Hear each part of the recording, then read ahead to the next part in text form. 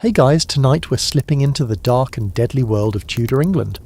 So buckle up, because it's not going to be gentle. You're about to step into a time where the air smells like wet cobblestone, and the looming fear of God, and where a single glance, a wrong whisper, or the wrong kind of love could literally get you executed. Yeah, you probably won't survive this. So before you get comfortable, take a moment to like the video and subscribe, but only if you genuinely enjoy what I do here. And tell me, what city are you watching from? And what time is it right now where you are? I'm always curious about who's drifting off with me. Now, dim the lights, maybe turn on a fan for that soft background hum, and let's ease into tonight's journey together. You're walking down a narrow lane in London. It's 15:30. The stones beneath your boots are slick with a mixture of rainwater and refuse, and you instinctively sidestep a suspicious-looking puddle. Overhead, chimneys belch smoke into a grey sky. A church bell tolls in the distance, slow and grim. You're heading toward a public square, but you're not quite sure why, until you see the crowd gathering. There's a man in the centre, strapped into the pillory. His wrists and neck are locked in place. His shirt is torn, and someone's thrown a cabbage at his face. A woman nearby spits in his direction. A boy yells something crude. You edge closer, and someone whispers to you, "Caught with another man's wife." That's it. That's all it took. In Tudor times, adultery wasn't just a private mistake. It was a community spectacle, a public offence that echoed through every alley and church pew. Whether you were noble or a nobody, if you got caught cheating, your life could unravel fast. And not just your life. Entire families could fall into disgrace, lands lost, inheritances denied, heads, literally, removed. At the very top of this brutal moral pyramid sits King Henry VIII. You know, the one with 6 wives, 2 beheaded, and a legacy as tangled as a forest of thorns. Under Henry's reign, adultery became more than just a sin. It became treason. Especially if you were a woman. Especially if you were his woman. As you walk away from the square, the sounds of laughter and jeering fade behind you, but they linger in your bones. The punishment was public for a reason. It was meant to humiliate, to warn, to deter, and it wasn't reserved for peasants. No one was safe. Not even queens. But here's where it gets more twisted. Imagine you're a Tudor woman, maybe a merchant's wife. You're expected to be faithful, obedient, chaste. Your husband, meanwhile, might be openly chasing serving girls or sneaking off to a brothel. And if he cheats, society shrugs. But if you cheat, suddenly you're paraded through the streets, your hair cut, your clothes ripped, maybe flogged or branded. It's brutal, it's uneven, and it's just beginning. Whispers mattered. In the Tudor world, gossip could destroy you faster than fact. Neighbours told on each other.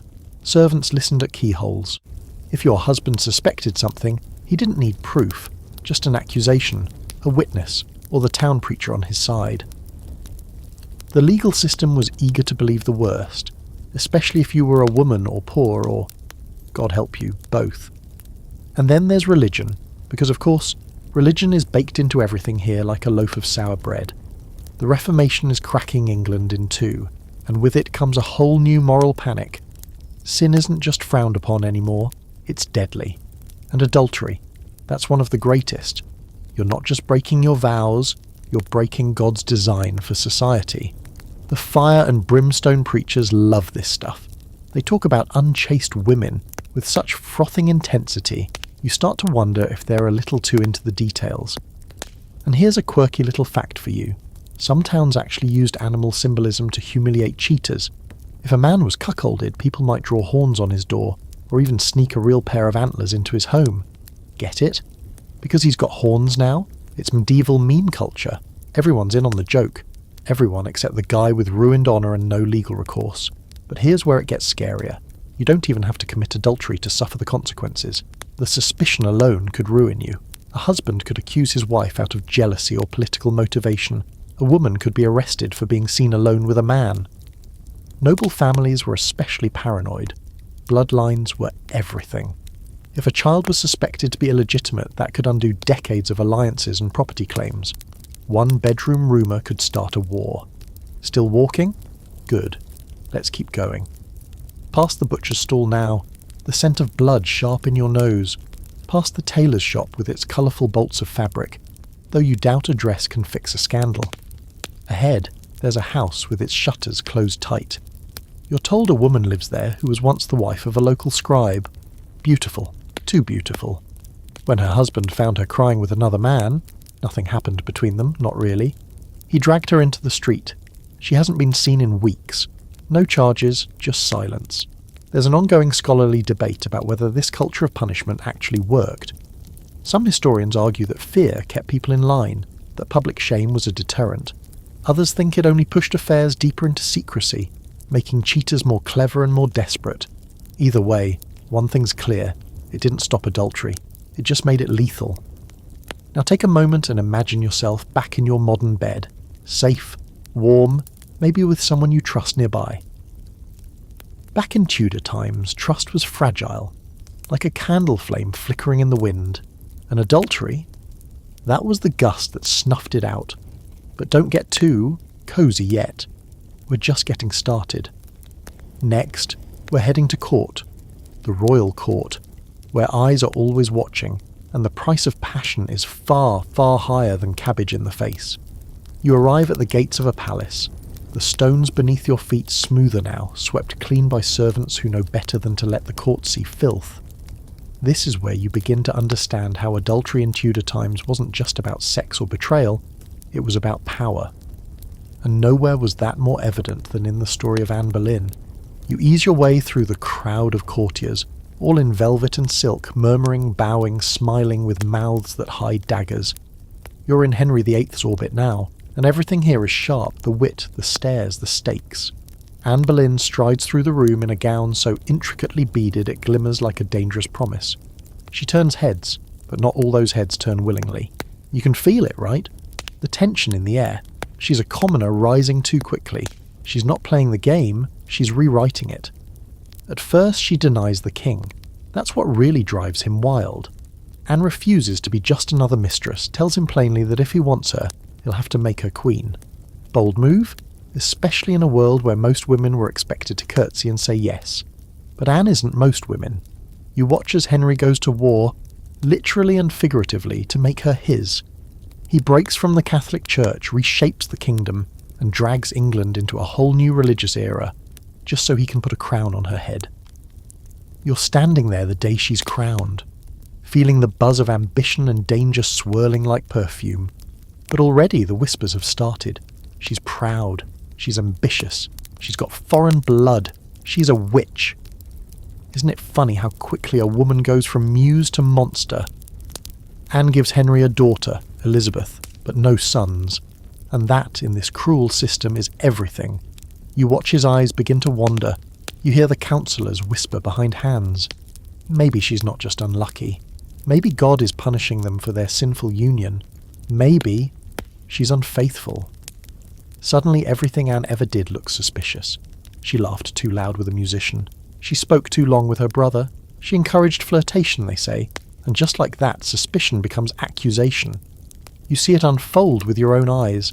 5 men arrested, including her own brother, George Boleyn. You can't even process it. The idea is so monstrous it feels made up. But no, these were the charges. That Anne slept with other men, that she plotted to kill the king, that she committed incest. Are you horrified yet? Because you should be. The evidence? Weak at best. A confession under torture. A date that didn't match her travel records. Gossip. Courtly flirtation twisted into treason. But the machinery was already turning. Henry wanted her gone, and adultery was the perfect excuse. Because here's the trick. When you're queen, cheating on the king isn't just infidelity, it's treason. You're endangering the bloodline. The next heir might not be royal, and that in this world is worse than murder. You watch the trial in stunned silence. Anne, poised, eloquent, stands before a jury of men who've already decided her fate. She denies everything. She doesn't cry. Maybe she knows it wouldn't help. The verdict is guilty. The sentence, death. Her brother is executed first, then the others. Finally Anne. The morning of her execution is bright and oddly still. She wears grey, her hair tucked under a linen cap. You're there, in the crowd, watching as she kneels calmly on the scaffold. A French swordsman stands ready. Henry's final twisted mercy. A cleaner cut, no axe, no mess. Anne speaks. Her last words are loyal to the end. She praises the king. Maybe she's trying to protect Elizabeth. Maybe she just knows it's pointless to rage now. The blade flashes and it's done. And just like that, adultery has rewritten history. A queen is gone. A princess is marked. And Henry, he's free to marry again, already courting Jane Seymour before the blood has dried. Here's the historical fact. Anne Boleyn's trial is still debated by scholars today. Most agree the evidence was flimsy, manipulated, or outright fabricated. But Henry needed her out of the way. Adultery made it legal. Treason made it noble. And the court, ever eager to please, made it fast. And here's your fringe fact. One of the musicians accused alongside Anne, Mark Smeaton, may have been targeted because of his low birth. As a commoner in a world of nobles, he was easy to frame, and his confession, secured under torture, sealed the fate of everyone else. What's debated is this. Was Anne entirely innocent? Some scholars still ask if maybe, just maybe, there was something to the rumours. A moment of flirtation that crossed a line, a secret too dangerous to reveal. But most historians agree, it wasn't justice, it was politics, rage, and royal convenience. Anne Boleyn was sacrificed to protect a king's ego and a country's illusion of divine order.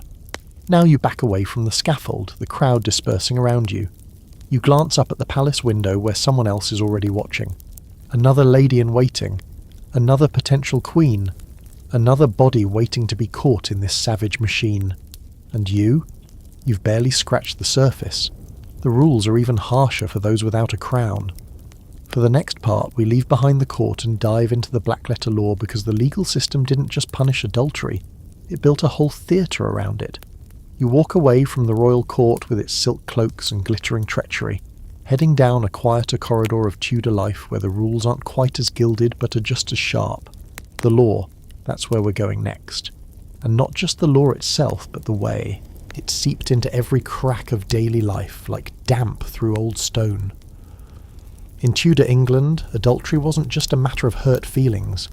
It was a question of ownership, order, and inheritance. The whole legal system was built to make sure nothing disrupted the fragile illusion of control men thought they had over their wives, their homes, and their bloodlines. You pass through a shadowy office lined with parchment scrolls and wooden shelves, the air thick with dust and ink. Here's where Parliament scribbles its intentions into law, and while adultery wasn't always treated as a standalone crime under common law, oh trust me, it absolutely had consequences. It just depended on who you were, who you offended, and what you were worth. Start with the basics. In this world, marriage is a contract, and women are property. Harsh? Yeah, but that's the legal mindset of the time. A wife belongs to her husband. Her fidelity is part of the deal. If she cheats, she hasn't just broken a promise, she's damaged his goods. She's spoiled, to use the charming term some legal records actually include. Her value drops, so guess what? The husband can take legal action. Not just against her, but against the man she slept with. You read that right. If a woman was caught in adultery, the man she cheated with could be sued for criminal conversation. It was basically the Tudor version of a lawsuit for trespassing, except the fence was a human being. And if you think that sounds horrifyingly transactional, congratulations, you're understanding Tudor logic perfectly. But here's where it gets worse. A woman couldn't do the same. If her husband cheated and she was humiliated, maybe even publicly scorned, too bad. She couldn't sue his mistress. In most cases, she couldn't even separate from him without a brutal uphill battle. Adultery by a man was at best a mild embarrassment. For a woman, it was legal damnation. You flip through a heavy law book, the pages rough beneath your fingertips. It's full of strange clauses, some that make sense, others that feel like traps. There's the expectation that any child born within a marriage is the husband's, no matter what.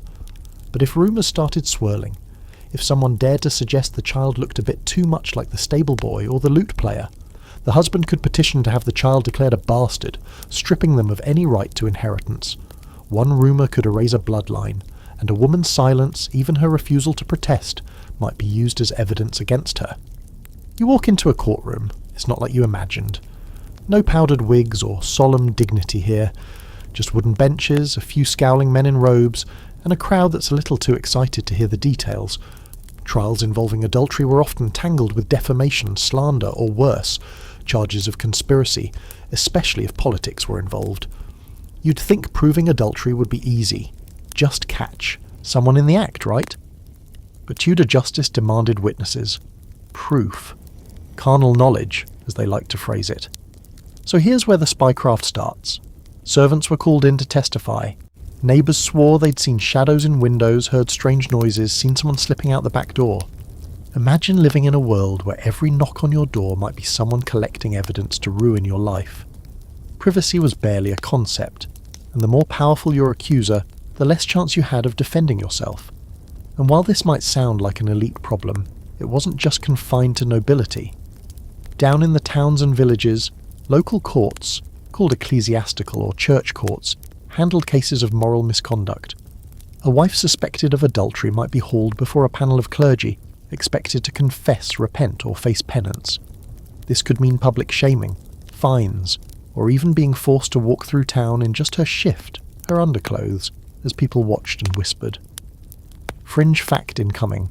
Some church courts kept detailed logs of these cases, complete with all the juicy scandal, which means historians today can actually read transcripts where people argue about whether two people were lying together in a state of uncleanness.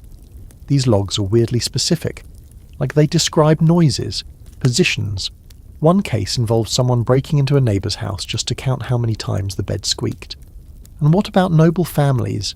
Here's where it really escalates. If a woman of rank cheated, it didn't just stain her reputation, it could trigger lawsuits, property disputes, or dynastic collapse.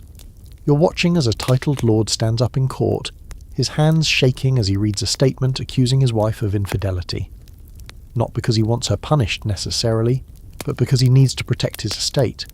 If her son isn't really his, the land might pass to the wrong heir. Titles and fortunes were built on this rigid obsession with blood. But here's the debate. Was this really about morality, or just about control? Historians are split. Some say Tudor society truly believed in a religious mandate to stamp out adultery, that it was about virtue, stability, and honouring God's law. Others argue that all of this, the laws, the courts, the spectacle, was just a tool to keep women subordinate and keep property where men wanted it. Probably a bit of both, right? A cocktail of fear, faith, and financial panic. And through it all, you keep noticing who doesn't get punished. The powerful men, the flirty bishops, the philandering dukes. They pay some fines, maybe, or dodge entirely. Their reputations don't shatter like the women's do. If a nobleman was caught with someone's wife, people might gossip, but no one's dragging him in chains to church court. The law, like the sword, cuts one way. So here you are, standing at the edge of Tudor justice. The ink is dry, the verdict is in, and somewhere another woman is being told to confess or be destroyed. The legal system isn't just a hammer, it's a trap door ready to drop beneath you if you misstep. And what happens if you never even got a trial? Next, we head into the world of whispered accusations, torture chambers, and confessions squeezed out between screams. Because in Tudor times, even talking to the wrong person might get you branded a traitor, or worse, a lover. You're slipping down a darker hallway now, literally and figuratively. The flickering torchlight barely lights the damp stone walls as you descend into the underbelly of Tudor suspicion. You're leaving behind courtrooms and pulpits, and stepping into a space where due process isn't even pretending to exist anymore. Here, in the shadowy world of interrogations and informants, the truth doesn't matter. All that matters is what can be made to sound like truth. Welcome to the network of confession, torture, and weaponized gossip. Where adultery isn't proven, it's constructed. You enter a small room with a low ceiling and a single chair bolted to the floor. A man is sitting there, hands trembling, his eyes darting toward the door every time it creaks. He's not accused of adultery himself, not directly. He's a servant, a musician, a page boy, but he knows things, or at least he might. And that's enough to make him valuable, or dangerous. The guards are patient, almost friendly at first. They ask him simple questions. Did he see the lady of the house speaking to anyone in secret? Did he ever find notes? Hear strange sounds at night? The man shakes his head. He swears he knows nothing, but it's not about what he knows, it's about what they can make him say. Torture wasn't technically legal in England without a royal warrant, but in high-profile cases involving adultery, treason or both, those warrants were disturbingly easy to come by, especially when the Crown wanted a confession tied up with a little ribbon. You're shown the devices: thumbscrews, the rack, manacles cold as river water. Sometimes they didn't even need to use them. Just letting a man see the rack could open his mouth wide. So the servant talks. He says he saw a man leave the ladies' chamber late one night. No, he didn't see the man's face. Yes, maybe he was wearing green. A nobleman, probably. Maybe Sir Thomas. Yes, that sounds right. Maybe. Maybe not. But the damage is done, because now there's testimony, no matter how vague, no matter how coerced, and that's all the court needs. Upstairs, the gossip spreads like spilled wine soaking into a tapestry. You listen to the housemaids whispering in the corridor, excited and breathless. She always was too bold, one says. Wore red when mourning. She laughed too loud, says another. I knew she had secrets. It doesn't take much. A smile held too long. A glance in the wrong direction. One servant thinks you're too private. Another says, you're too friendly. These are not contradictions, they're both evidence. Gossip wasn't just idle chatter in Tudor England. It was practically currency. Entire cases were built on hearsay. Communities policed each other with a feverish kind of self-righteousness. You're walking through a village square when you hear a woman being called out from a window. Adulteress! Someone screams. She picks up her skirts and hurries down the road, head lowered. Her neighbour saw her with a man last week, that's it. Maybe they were talking, maybe they weren't. But the damage is already leaking through the walls of her marriage. Now picture this. You're a woman living in a house where the walls themselves feel like spies. Your maid might be loyal, or she might be the one who tells your husband that she saw you standing too close to the visiting merchant. You can't win.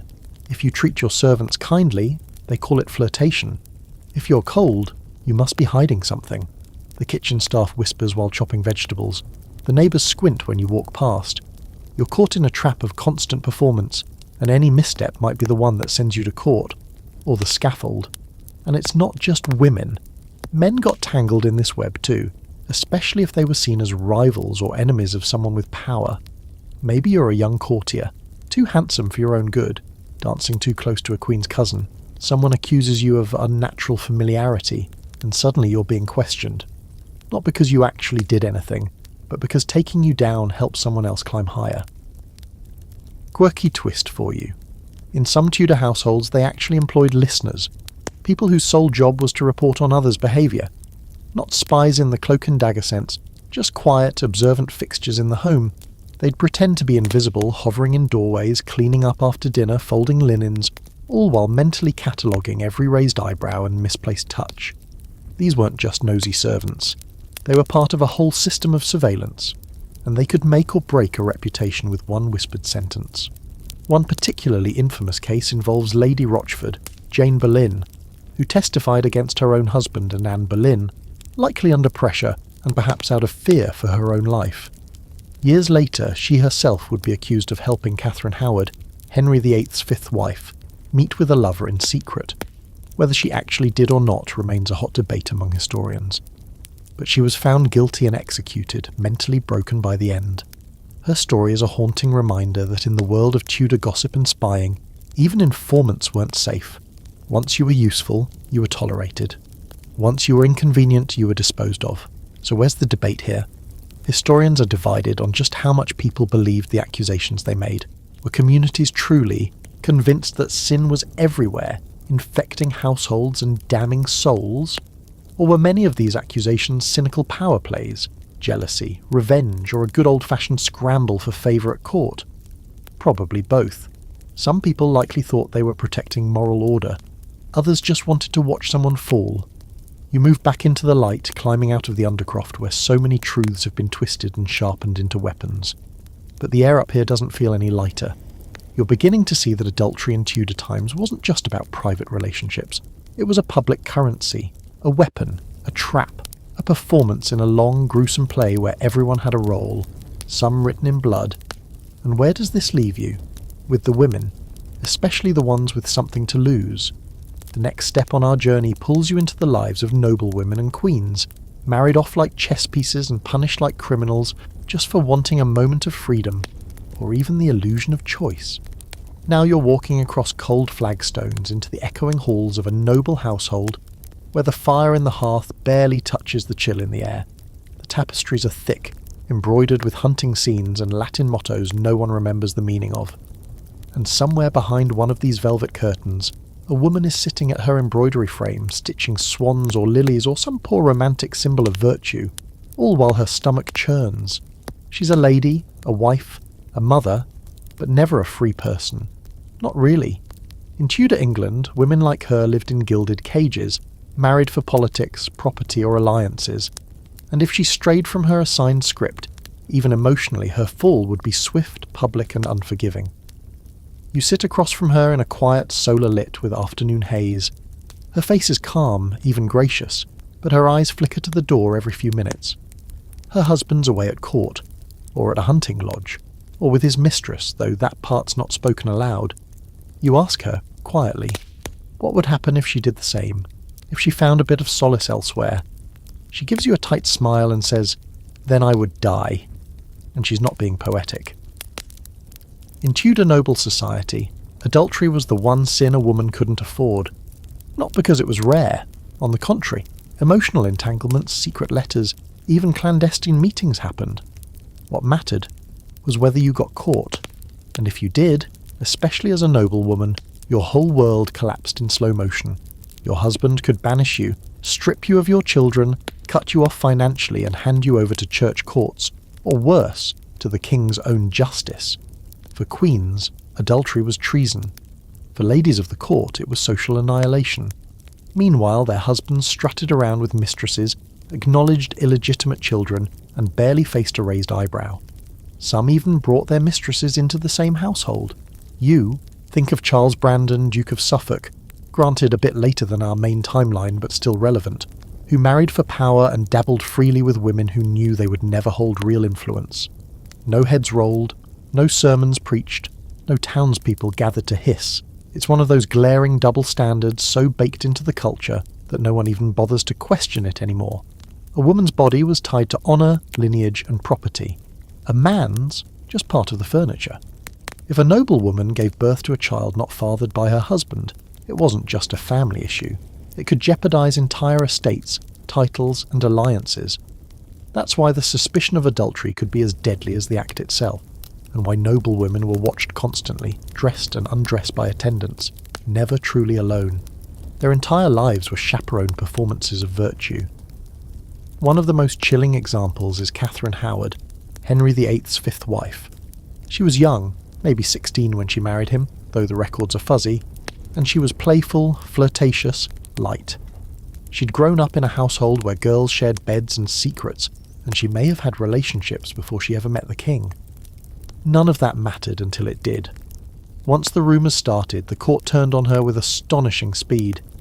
You're there as the council questions her. She's confused, terrified, caught in the tangle of half-truths and fear. Did she love Thomas Culpeper? Did they actually sleep together? No one knows for sure. What's certain is this. She was young, she was alone, and she made the fatal error of believing that love might somehow protect her. It didn't. She was arrested, tried, and executed, all for love letters and private meetings. Whether sex happened or not, no one waited for proof. The suggestion was enough. And then there's Lady Frances Howard. Not a Tudor, but close enough in time to show how the rules persisted. She was tried for murdering her husband so she could marry her lover. The case was wild, full of love potions, confessions, and more than a little political manoeuvring. But buried in all of it was this same idea, that a woman's desire, if not tightly controlled, was dangerous, deadly, treasonous. Here's your quirky fact. There was actually a popular belief at the time that a woman's physical appearance could betray her guilt. If her cheeks flushed too easily, if her eyes darted around, if she had a hot temperament, she might be considered naturally prone to adultery. Physicians, yes, doctors, wrote treatises on the physical signs of unchastity. Some even argued that a woman with a mole on her upper thigh might have inherited her mother's lascivious nature. Imagine being judged by your birthmark, and now for the debate. Scholars argue about whether noblewomen really had any power. or if they simply manoeuvred within the tiny spaces allowed to them. Were they passive victims of a cruel system, or cunning players using what little leverage they had? Some letters, some diaries, suggest that women forged networks of support, confided in each other, even blackmailed back. But others show women crushed under the weight of rules they never agreed to. You follow one such woman through her day. She writes letters to a cousin. She listens at dinner while the men talk politics. She corrects her children's Latin. And she stares, for a long time, at a portrait of a man she once loved before she was married off. She burns the letter she was going to send him. You wonder, for a moment, if she will be remembered. Probably not, unless she's accused of something. Because that's the paradox, right? A woman who obeys becomes invisible. A woman who resists becomes history. And as you move on from this quiet chamber, the candlelight flickering against the carved wainscoting, you realise we've only seen one side of the shame parade. There's another realm of punishment waiting, outside, public, loud, spectacular. The Tudor world didn't just punish adultery in private, it made a show of it. And that's where we're going next. You step out into the open air now, leaving behind the corridors of velvet-lined suffering and emerging into the crisp clang and chatter of the Tudor court. But don't relax just yet. This isn't some romantic Renaissance fair. You're walking into the most dangerous theatre in England, where every gesture is choreographed, every glance recorded, and every word weighed like gold dust or gunpowder. Welcome to the royal court, where courtly love is the prettiest lie you'll ever hear. On the surface, it's all harmless flirtation. Lords in feathered caps and swords on their hips recite verses to ladies who drop handkerchiefs just a little too conveniently. You might think you've wandered into a living poem, but don't be fooled. This is a high-stakes game. You flirt too little, you're cold. You flirt too much, and suddenly someone's whispering that you've compromised your honour. The court doesn't just admire beauty, it consumes it. You watch a page bow deeply before a countess, eyes lowered like a trained dog. He hands her a folded note, probably verse. She doesn't open it until he's gone. You think, how many lives have ended over scraps of poetry like that? This is where the practice of courtly love becomes a tightrope over a pit of spears. It's supposed to be chaste, poetic, a ritual of admiration that never crosses the line. But you know how humans work. That line gets blurry, fast, especially when loneliness and power swirl together like wine in a goblet. Take Sir Thomas Wyatt, for instance, a poet and courtier who may or may not have had a relationship with Anne Boleyn before she became queen. His sonnets describe eyes like fire and hearts unvanquished. Romantic? Yes. Safe? Absolutely not. When Anne fell from favour, Wyatt was arrested and imprisoned in the Tower. He was eventually released, but the message was clear. Don't fall in love with a woman the king wants, and if you already have, forget her. Forget your poems. Forget your name. You start to see that courtly love wasn't love at all. It was performance, a ritual dance that kept everyone in their place. Women had to be graceful, desirable, untouchable. Men had to be charming, clever, reverent. The moment the curtain slipped, when someone actually acted on the feelings the poems only hinted at, it became dangerous. Adultery wasn't just a personal mistake in this world. It was treason, it was political, and worst of all, it was contagious. And oh, how the court loved a scandal. You hear the latest one as you pass through the gallery. A duchess caught smiling too long at the king's cousin. A visiting noble rumoured to have been seen in the wrong wing of the palace after dark. No one has proof. No one needs it. You feel the excitement vibrating through the tapestries. Finally something juicier than grain taxes and foreign ambassadors. The thing about court scandals is they don't have to be real to be effective. All they need is the suggestion of impropriety. That's enough to topple careers, exile wives and destroy reputations. You can be ruined by a letter that might have been yours, or a servant who might have misunderstood what they saw. Evidence? That's optional. Here's your quirky detail for this section. In some elite households, lovers use fruit. Yes, actual fruit, as code. Sending a pear meant, meet me. A pomegranate implied secrecy. A peeled orange, scandalous. It was a strange blend of romance and espionage, where citrus fruit became a stand-in for lust. There are even letters that historians believe were scented with herbs, or crushed flowers to imply longing. Again, beautiful, sure, but deadly if intercepted. You're watching all of this swirl around the women in the court like smoke. They smile, they bow, they dance, but behind their eyes is calculation. How much can they flirt without being accused? How much favour can they gain before it becomes a liability? One too many smiles at the wrong man, and they could be sent back to the country in disgrace, or worse, accused by jealous rivals of something they never did. And then there's the Queen, always the Queen. You glance toward the throne where she sits, not speaking, not moving too much, just observing. She's always being watched, but she's also always watching. Every woman around her is a potential rival. Every man is a potential spy. If she shows affection to one, she risks suspicion. If she's too cold, she risks being unloved. And if the king grows bored, her entire existence is up for negotiation. Here's the scholarly debate, though. Was courtly love really just a dangerous trap for women, or did it offer some strategic agency? Some historians argue that women used the system to their advantage, gaining attention, influence, even power through carefully managed flirtation. Others believe it was just another cage, this time gilded with verse and silk. You watch one young woman, maybe 15, rehearse a line of poetry in the hallway, blushing as she speaks it to a mirror. She's just arrived at court. Doesn't know yet that the man she's performing for has already seduced and abandoned 3 others. She still believes in the poems. You feel a quiet kind of dread settle in your stomach, because you already know how this ends, and when someone does cross the line, when a secret affair becomes public, it's always the woman who pays.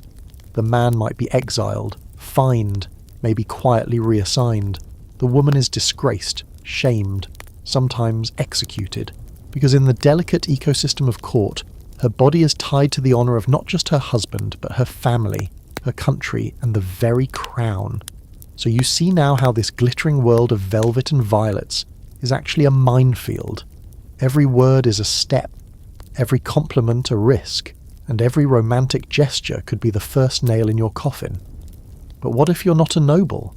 What if you're just a merchant's wife, a tavern girl, a farmer's daughter? Are things any better outside the palace? Or is the punishment just a little more public and a little less poetic? Let's step away from the court and into the cobbled streets again, because next we're heading straight into the mess of public shame. You're out of the palace now, the silken poetry trailing behind like mist, and back on the streets. Real Tudor England. Cobblestones beneath your feet, the scent of boiled cabbage, wood smoke, and waste in the air. A dog trots by with something suspicious in its mouth, and a fishwife yells at her neighbour about unpaid debts. Here, there are no elaborate intrigues or carefully folded love letters. But don't get too comfortable. Adultery might look different in the villages and towns, but the consequences, still savage, still loud, still terrifying. You just get punished in front of your neighbours instead of a court full of nobles. You're standing in the market square of a small town, where the heart of justice beats loudest. Not in some high tower, but right here, in public. There's a commotion ahead. A crowd is gathering, circling around a wooden post. And then you see her. A woman, middle-aged, hair loose and face blotched with humiliation. She's being marched forward, hands bound, while the crowd watches like it's fair day. Her crime? Adultery? Maybe it was proven, maybe it wasn't. But someone accused her. Her husband, perhaps. A neighbour. A priest. And now she's about to be punished in a way that leaves no one in town guessing about what she did. She's placed in the pillory, a device that locks her head and hands in place so that her face is exposed, her neck twisted uncomfortably forward. The townsfolk don't just gawk, they shout, they throw things, vegetable peels, mud, worse. Some laugh, others shake their heads in disgust. You, overhear a baker say, should have kept her legs shut. It's not justice, it's theatre, and she's the main act. The thing is, in many parts of England, adultery wasn't punished by execution, unless it involved treason. But it was still a social and moral crime, especially for women. So instead of death, you got humiliation, spectacular, drawn-out, soul-crushing public humiliation. You didn't just pay a fine, you were paraded through the streets with a sign around your neck that might say, whore or unfaithful. Sometimes your hair was shaved, a visible symbol of disgrace. If your husband was especially vindictive, or if he had the backing of the local parish, you might be flogged, barefoot, shirt torn, with a crowd following like it's some twisted parade. This punishment wasn't spontaneous. It was often arranged by the church courts, who handled sins of the flesh with particularly smug enthusiasm. These weren't criminal trials in the modern sense, they were moral inquests, priests and bishops deciding who was unclean, who had offended God, and how best to make an example of them. And their methods were tailored to maximum social damage. Here's a quirky twist for you. Some towns required adulterers to perform public penance while wearing white sheets or shift gowns. They'd walk through town barefoot carrying a candle, often during Sunday service, while the congregation watched silently. This was called doing open penance, and it was basically a forced confession wrapped in shame. You're there, in the back of a packed chapel, as a trembling woman walks slowly up the aisle with her candle, eyes down, lips moving in a prayer she's probably repeated 50 times already. You watch a girl nudge her mother and whisper. Someone coughs, everyone sees, and it's not just women, men were punished too, especially if they were poor or lacked connections. You pass a thatcher being led through town shirtless, whipped lightly on the back with willow rods as a crowd jeers. His wife walks behind him, not saying a word. Maybe she forgives him. Maybe she doesn't have a choice. Either way, their shame is now a permanent stain on the town's memory. In some places, the label cuckold was so powerful that men would rather flee town than wear it. And don't forget the children. Illegitimate children, bastards in Tudor language, were marked not just by their parents' sins, but by society's cold shoulder. They might be denied apprenticeships, inheritance, even baptism if the local priest was strict enough. One bad decision, and the consequences echoed down generations. You watch as a girl is turned away from a sewing guild, the mistress sniffing, she's not from a clean family. Everyone knows what that means, no one says it, and then there's the gossip. Oh, the gossip. In small communities nothing stays secret. You spend a day just listening. At the baker's stall, outside the alehouse, behind the churchyard. Everyone has a story. Heard she was meeting him by the stream after dusk. They say she used herbs to make herself desirable. Bet he's not the real father. Gossip doesn't need confirmation, it just needs an echo.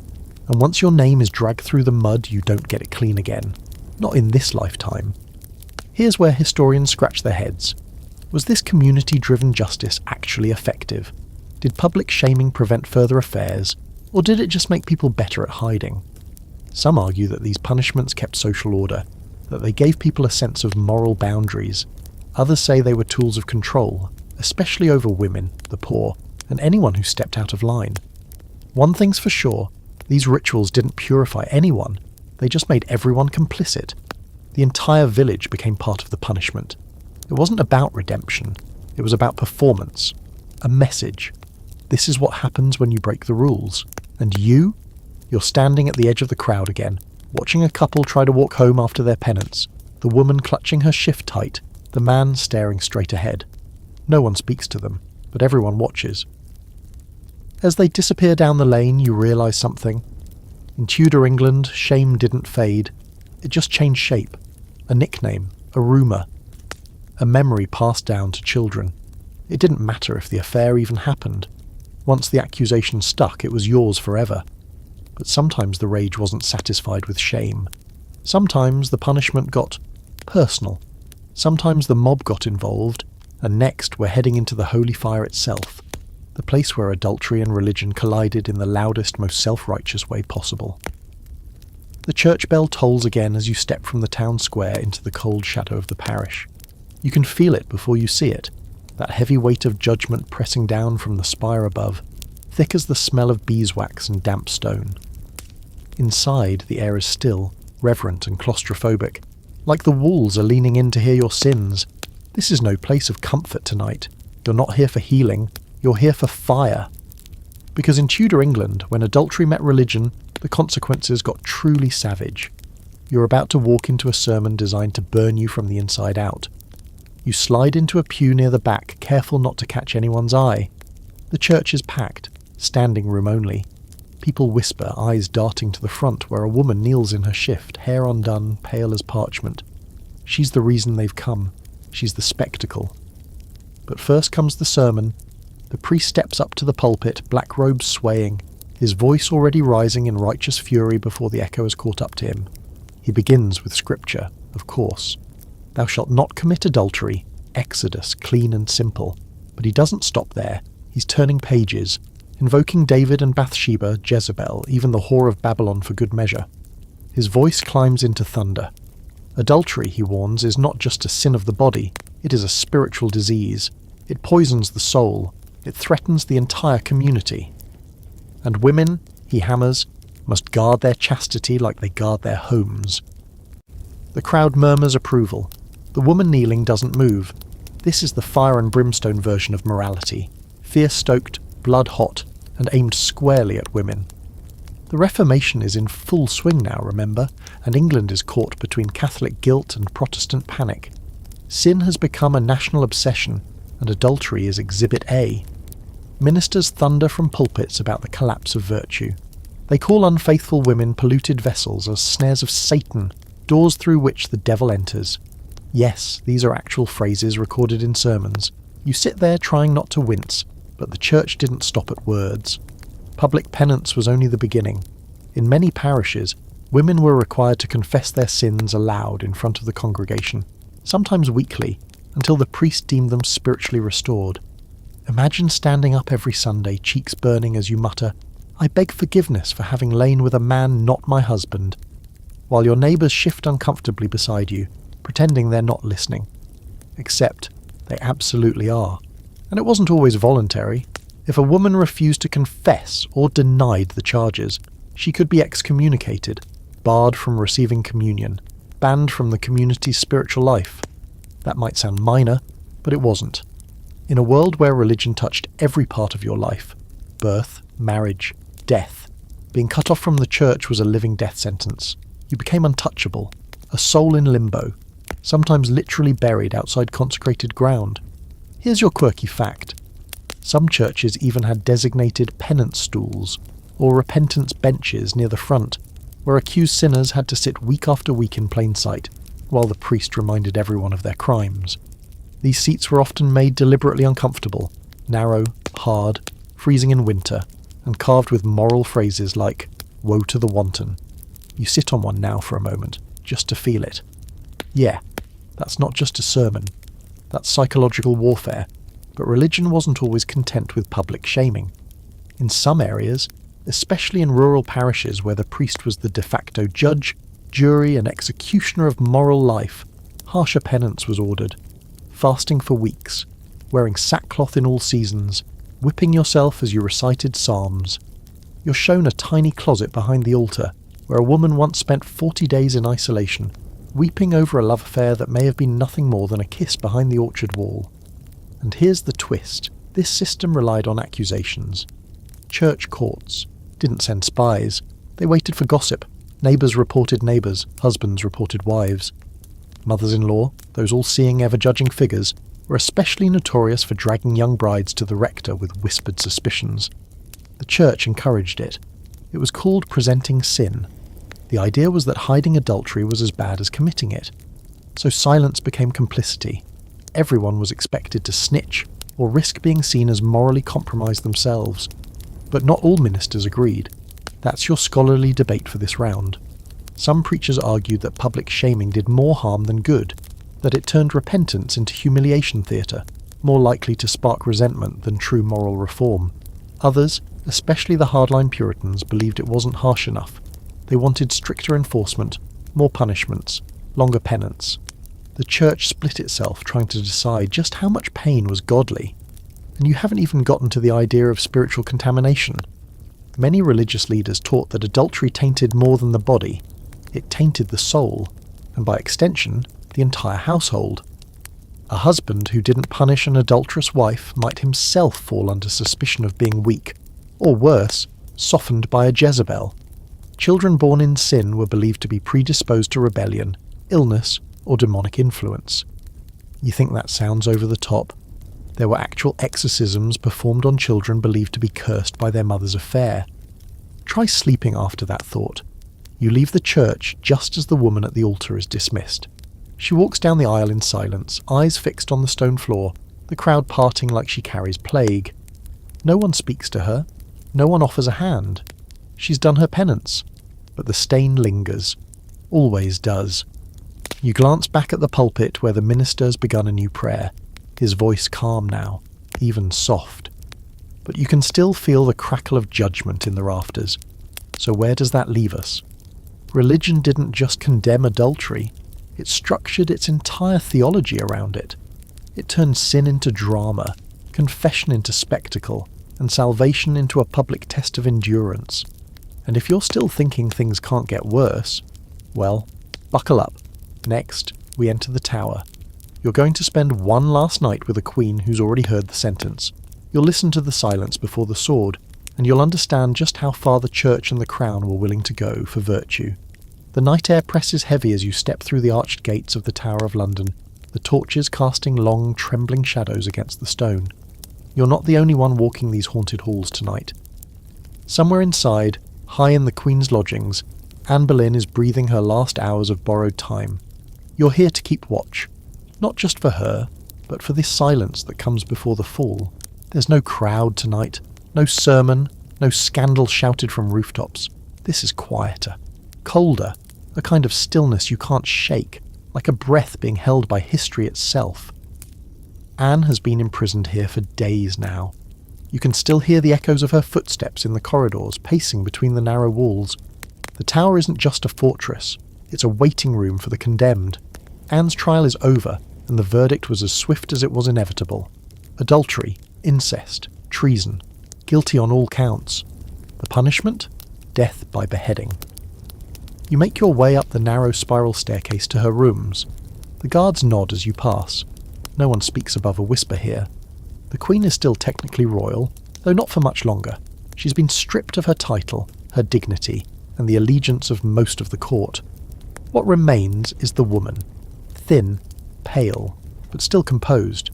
She greets you with a nod, calm, like she's hosting you in her sitting room instead of counting down the final hours of her life. There's a quiet reverence in her presence, but underneath it, you sense something electric. Defiance, fear, maybe both. She adjusts her sleeves and speaks softly to her ladies-in-waiting. She's asked that they not cry, that they keep her company and help her prepare. One brushes her hair, another folds her final letter. You sit beside her for a while, and she tells you about the moment she realised it was over. It wasn't the trial, she says. It was when Henry stopped looking her in the eye. Here's the brutal irony. We still don't know for certain if Anne Boleyn ever committed adultery. The evidence against her was thin, inconsistent, and likely fabricated. Sir Thomas Wyatt, Mark Smeaton, even her brother George.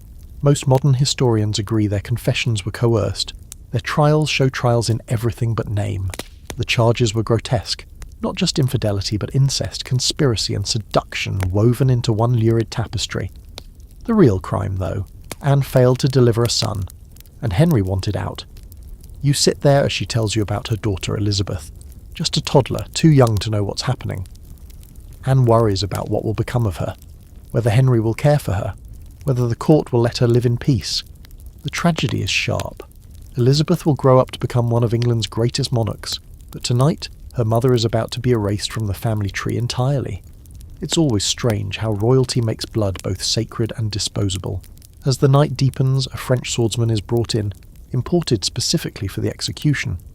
Henry, in a final act of twisted mercy, has arranged for Anne to be beheaded by sword rather than axe. It's cleaner, more precise, almost elegant if you can believe such a thing exists in this context. Anne is told this and she actually smiles. She says she's grateful. You try to imagine being thankful for the quality of your executioner. You help her dress in the morning, her final outfit. A dark grey gown with crimson undersleeves, a plain coif covers her hair. She looks smaller now, stripped of her finery, but no less regal. As she steps out into the open courtyard, the silence is unbearable. The crowd has gathered, only the select few allowed within these stone walls. Courtiers, guards, a few officials. The sky above is a cruel kind of blue, cloudless and indifferent. Anne kneels on the scaffold. She speaks, but not of innocence. No accusations, no rage. Instead, she praises the king, calls him a gentle and sovereign lord. Maybe it's strategy. Maybe it's her final act of control. Maybe she's praying that her daughter will be spared. The swordsman stands behind her, sword hidden from view. One of her ladies ties the blindfold. Anne prays, and in a moment so swift you nearly miss it. Her voice falls silent. It's done. No scream, no struggle, just the dull finality of a life extinguished in silence. The crowd does not cheer. They bow their heads, a few cross themselves. You stay longer than you should, staring at the spot where the Queen knelt, wondering how history will remember her.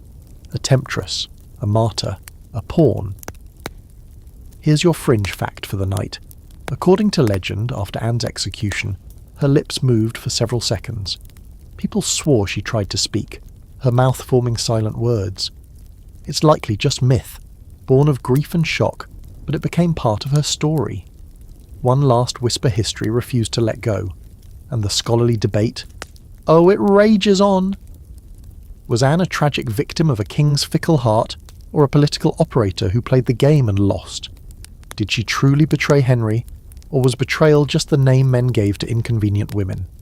Some argue she overreached, pushed too hard. Others say she never stood a chance. But everyone agrees, her death changed everything. It was the moment that proved no one, not even a crowned queen, was safe. You walk away slowly, the sound of your footsteps echoing off the walls. Somewhere behind you, a servant washes blood from the scaffold. Anne's body is placed in an arrow chest, hastily nailed shut, and buried in an unmarked grave. Not even a coffin fit for royalty, and yet you carry her with you now. Not just as a figure of scandal, but as a ghost whispering through the centuries. This is what happens when desire, power, and politics collide. Next, we step back out of the tower and into the wider world, where men move freely and women fall harder. You'll see just how wide the gap was between accusation and accountability, depending on whose boots you wore. You're walking away from the tower now, the air still cold in your lungs, but your feet carry you through a different gate, this one into a world where heads don't roll quite so easily. You're back in the courts, the villages, the alleyways where scandals bloom like mould, but this time your focus shifts. You start noticing a pattern. That was there all along, only now it screams. The men always seem to walk away. It's not that men in Tudor England were never punished for adultery. They were. Occasionally. If they were poor, unpopular, or politically inconvenient, they might find themselves fined, imprisoned, or, if unlucky enough to bed a queen, executed. But for the most part, men could do what they wanted. The laws were different. The expectations were different. The consequences were too. Take a moment and picture a wealthy merchant, maybe in Norwich or York. He's got money, he's got status, and he's got a wife 20 years younger than him. She's quiet, dutiful. But he's got a fondness for the barmaid down the road. Everyone knows. He buys her ribbons, visits her flat above the alehouse, maybe even has a child with her. No one says a word. His neighbours might wink, his friends might clap him on the back. His wife? She suffers in silence, because if she strays, she'll be ruined. If he strays, he's just a man being, well, a man. You sit in a parish court one morning and listen as a woman is accused of lechery, which is just the church's fancy word for sexual misconduct. She sobs as she pleads her case, says her husband beat her, abandoned her, took up with another woman. The court listens, nods politely, and then finds her guilty for seeking affection elsewhere. He isn't even present, not required. Because when a man commits adultery, it's often treated as a moral failing. When a woman does, it's treason against the very structure of society, and the law reflects it. In most regions of Tudor England, a husband could petition for divorce or annulment on the grounds of his wife's infidelity. But a wife, she had to prove far more. Cruelty, abandonment, and sometimes even his infidelity wasn't enough. And remember, even getting a legal separation meant you were still legally married. You just weren't living under the same roof. You had no freedom to remarry. Your reputation remained stained. The system made sure women stayed tied, even when they were already broken. Here's a quirky little fact. In some towns, men who were caught cheating could be sentenced to recite public apologies, but they often paid others to do it for them. That's right. There are documented cases where a servant or even a hired actor would stand up in church and confess to sins of the flesh on behalf of their master. Imagine sitting in a pew and hearing someone say, "I, Thomas of Green Lane, beg forgiveness for laying with." only to realise it's not even Thomas saying it, just some guy he paid a nail. Meanwhile, women who tried to escape adulterous husbands were often punished twice, once for slander, if they spoke out, and again for defiance, if they fled. The legal system did not want women drawing attention to male misbehaviour. It upset the narrative. Men were supposed to be the head of the household. If the head was corrupted, then what did that say about the whole body? Easier to pretend it didn't happen. There's a man in the court now, not a nobleman, just a yeoman, lean and red-faced, with dirt under his nails. His wife accuses him of adultery. She even presents a witness, a maid who saw him lying in the hayloft with another woman. The judge listens, strokes his beard, and then issues a warning. A warning. No fine, no penance, just a gentle nudge toward reconciliation. The wife is told to pray on it, to forgive, because a woman's virtue lies in patience. You wonder how many women choked on that same line over the years, and yet men could and did use the accusation of adultery to punish their wives. Not because they cared about fidelity necessarily, but because it gave them leverage. Property disputes, inheritance challenges, political rivalries, all of these could be lubricated with an accusation. You start to realise adultery wasn't about love or lust. It was about control. It was a weapon, one that almost always pointed downward. Here's your historical fact. Henry VIII himself was a serial adulterer. He fathered multiple illegitimate children, some of whom he acknowledged, others he didn't. Yet the king was never shamed, never tried, never punished for his behaviour. In fact, his affairs were often seen as signs of masculinity, even vitality. His wives, however, faced the axe for the mere suggestion of infidelity. And that brings us to your scholarly debate. Was this a reflection of Tudor morality, or just plain old patriarchy wrapped in a religious robe? Some argue Tudor society truly saw men's sexuality as naturally uncontrollable, that a man's affair wasn't betrayal but impulse. Others say it was pure power play. Men wrote the laws, ran the courts, and shaped the narrative, so of course they gave themselves an out. The truth likely lies somewhere in the middle, festering like a wound they refuse to treat. You step outside now, the court session ending with barely a mutter. The woman who accused her husband walks past you, eyes swollen, hands clenched. No justice today, maybe never. Her neighbours avoid her eyes. Her reputation will suffer, not his. She'll be marked as quarrelsome, jealous, maybe even unwomanly. And the man? He's already at the alehouse, buying drinks and telling the tale in a way that makes him sound like the victim. You're left staring down a path you know leads to 100 more women just like her, branded, ignored, or gaslit into silence, while men build legacies on the same sins. But next, we follow the trail into even darker territory. Because when adultery wasn't just tolerated but avenged with blood, things got sharp. Daggers, poison, and jealousy so thick it turns deadly. You're about to witness how passion, when trapped and twisted, becomes murder. You follow the blood-stained thread now, out of the courtroom and into the cramped, smoky corridors of Tudor households where lust didn't just ruin reputations, it ended lives. This isn't about humiliation anymore. It's not about penance or moral redemption. This is where we cross into the dark alleys of vengeance, jealousy, and murder. Because in Tudor England, adultery wasn't always punished by law. Sometimes it was punished by blade. You're standing in the main hall of a manor house. Low beams, stone floors, a fire flickering sullenly in the hearth. The scent of meat and rosemary hangs in the air. Upstairs, a lord paces, jaw clenched, while his steward whispers something urgent. It's happened again. Another wife caught, maybe just suspected, with a lover. And this time, he's not going to church. He's not going to court. He's going for the dagger. It's hard to say how often adultery turned bloody in Tudor households because the records are messy. Many of these killings were passed off as sudden quarrels or unfortunate accidents. But you start to notice the pattern. A woman dies of mysterious causes shortly after rumours of infidelity. A servant vanishes after being caught alone with the lady of the house. A husband who walks in unannounced and emerges with blood on his hands, pardoned, even praised for defending his honour. You hear one of these stories firsthand. A squire's wife in Sussex accused of stepping out with a visiting scholar. The husband returned from a hunting trip earlier than expected. No one knows exactly what he saw, but the next morning the scholar was found floating in the river, his skull cracked open like a walnut. No charges filed, just a quiet funeral and a louder warning to the village. Keep your hands to yourself, And here's a sinister quirk for you. Arsenic was sometimes referred to as the inheritance powder, because what better way to free yourself from an adulterous spouse than a slow, hard-to-detect poison? You're in the kitchen of a country estate now, watching a woman sprinkle something into a pot of stew. Just herbs, you tell yourself. Just seasoning.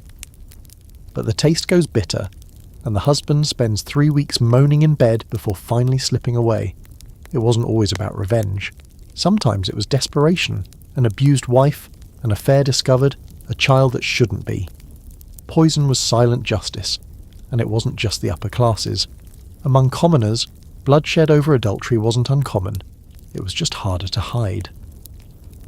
In small villages, a jealous husband might confront a rival in the field, fist clenched, knife tucked in his belt. A wife suspected of stepping out might be beaten, sometimes to death, and no one would lift a finger. After all, she brought shame to her household. What was a broken jaw or a bruised rib compared to that? You find a record from a Midlands parish where a man confessed to drowning his wife in a trough after catching her with another man. He claimed she was possessed by wickedness, that he was restoring balance to his household. The court fined him. Fined. The judge said he showed too much zeal, but not without cause. That's the thing. Violence against women in the name of honour was often excused, even applauded, but women fought back too. You read about a brewer's wife in Lincoln who caught her husband in bed with a servant girl. She didn't scream, she didn't flee. She waited until he fell asleep and then drove a fire poker through his thigh. He survived, barely, and she was sentenced to 3 days in the stocks. The town called her a scold and a shrew. He, somehow, remained the injured party. It's in moments like these that the Tudor mask slips, revealing something much darker beneath. The law might have rules, but the heart has its own, and when betrayal stung too deep, the rules went out the window. No more gossip, no more sermons, just blood on the floor. Here's the scholarly debate for this section. Were these acts of violence the product of personal rage, or were they encouraged, at least implicitly, by the culture itself? Some historians argue that Tudor society endorsed a man's right to correct, or even kill his unfaithful wife. Others insist these were fringe cases, exceptional rather than normal. But when you look at the sheer volume of stories, oral history, court records, even ballads, you start to suspect that this violence wasn't the exception. It was part of the structure. You pass a tavern where a song's being sung loudly and with laughter, a folk ballad about a miller who catches his wife with a baker and hangs her out to dry, literally. The crowd roars. It's a joke to them. Entertainment. You realise how deep the rot goes. Adultery isn't just a sin. It's a narrative. One where the woman's body becomes the site of punishment, comedy and fear. And always, always, it ends badly for her. And yet, despite the danger, despite the laws and the lectures and the knives, people kept doing it. Risking everything for a moment of pleasure or escape or love, or just rebellion. Some because they were lonely, some because they were in love, some because the life they'd been forced into was unbearable, and infidelity felt like the only way to claim a sliver of themselves back. You pause at the edge of a manor garden. It's quiet here, the moon silvering the hedges. You think about how many meetings happened in corners like this, secret, whispered, forbidden. Not all ended in death. Some went unnoticed, unpunished, but not many, not for long, because in Tudor England the heart was never safe, and the home even less so. Next, we'll travel away from the elite and into the dusty lanes and ale-stained tables of rural communities. Adultery didn't need a crown to destroy a life. In the towns and villages, everyone knew everyone, and justice came with a pitchfork and a sermon. You trade the thick stone walls of the manor house for something smaller now. A timber-frame cottage with a thatched roof. Its wattle and daub walls patched with years of smoke and weather. You're deep in the English countryside where the sheep outnumber the people and gossip spreads faster than the plague. This is commoners' territory.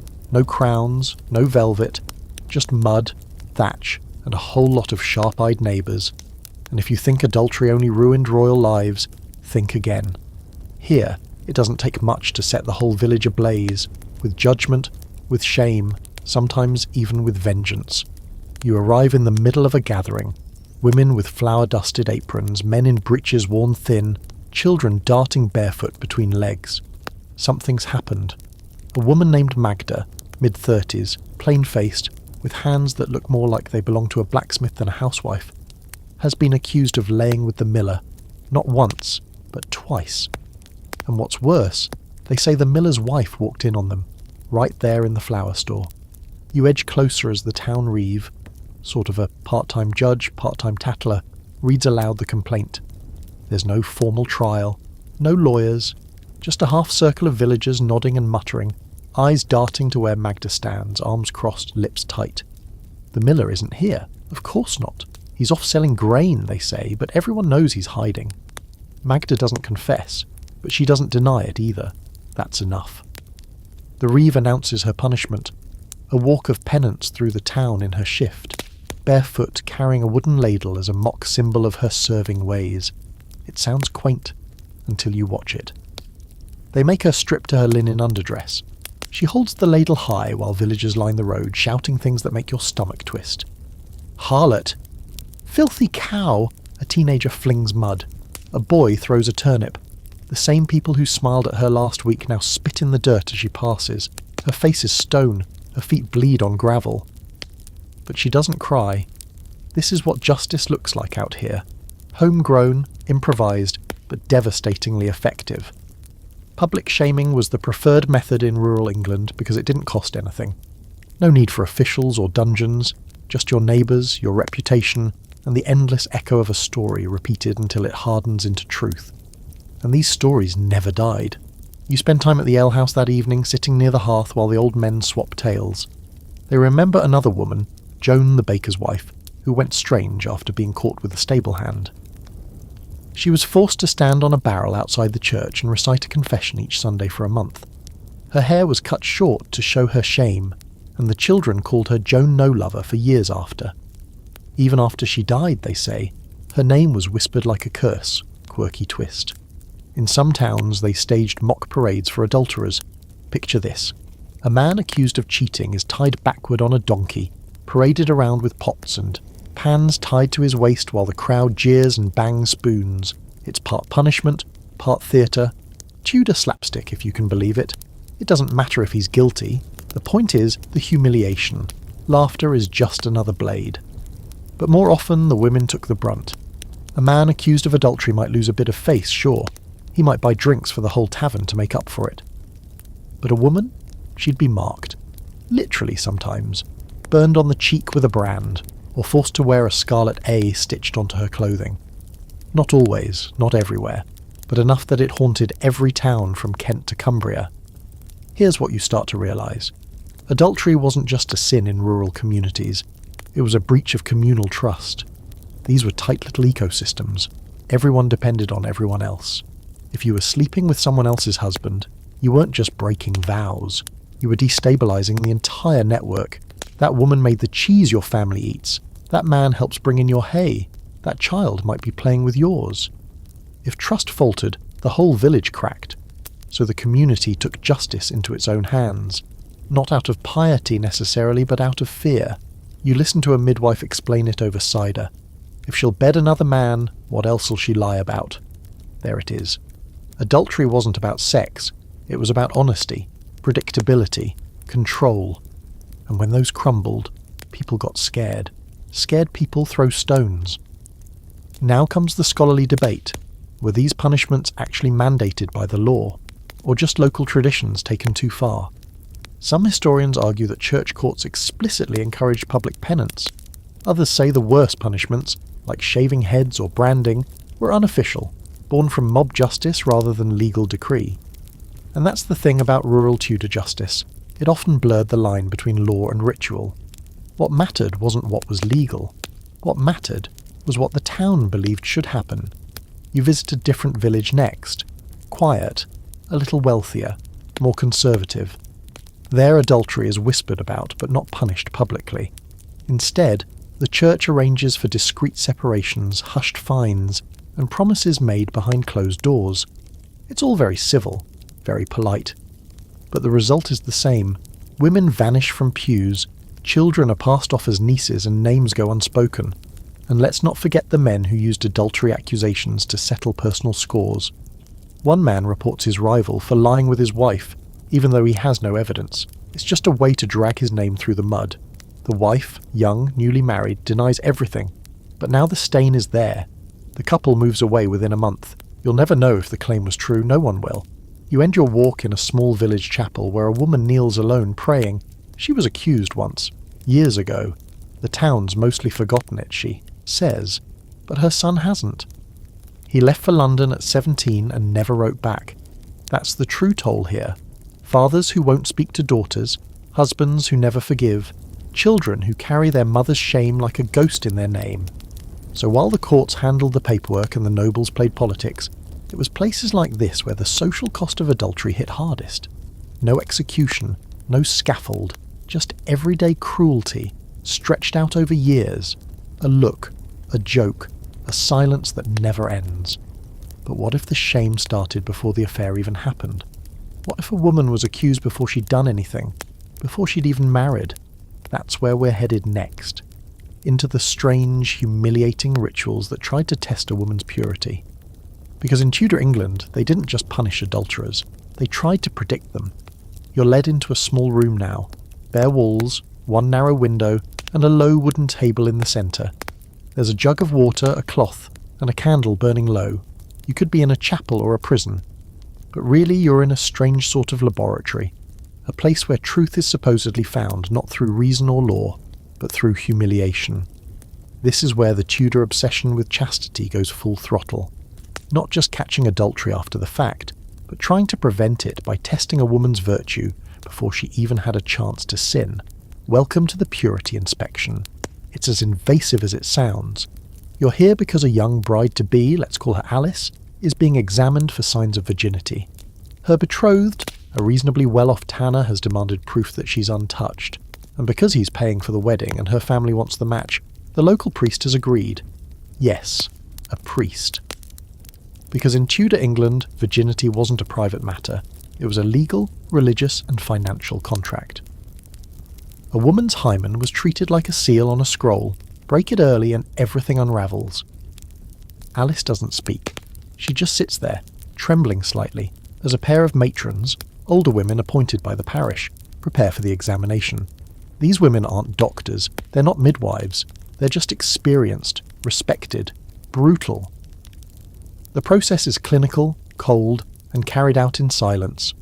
The matrons check for signs of defloration, a grotesque term that's been passed down for centuries.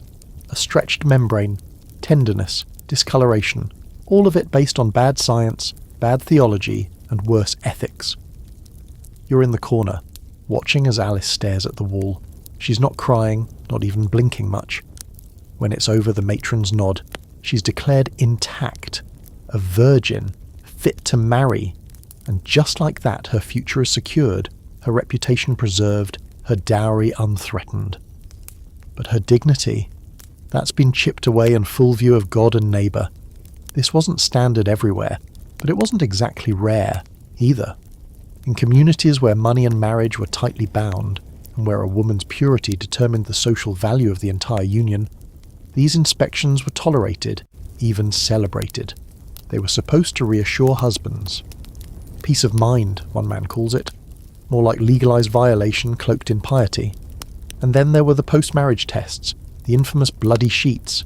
You've probably heard of this one. After the wedding night, a couple's bed sheets were inspected for signs of blood, the so-called proof that the bride had been a virgin.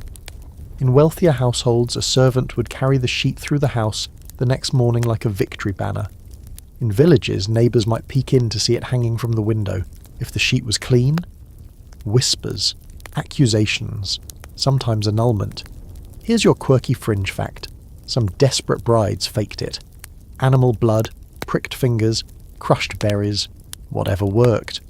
There were even folk remedies sold in markets to simulate the bleeding.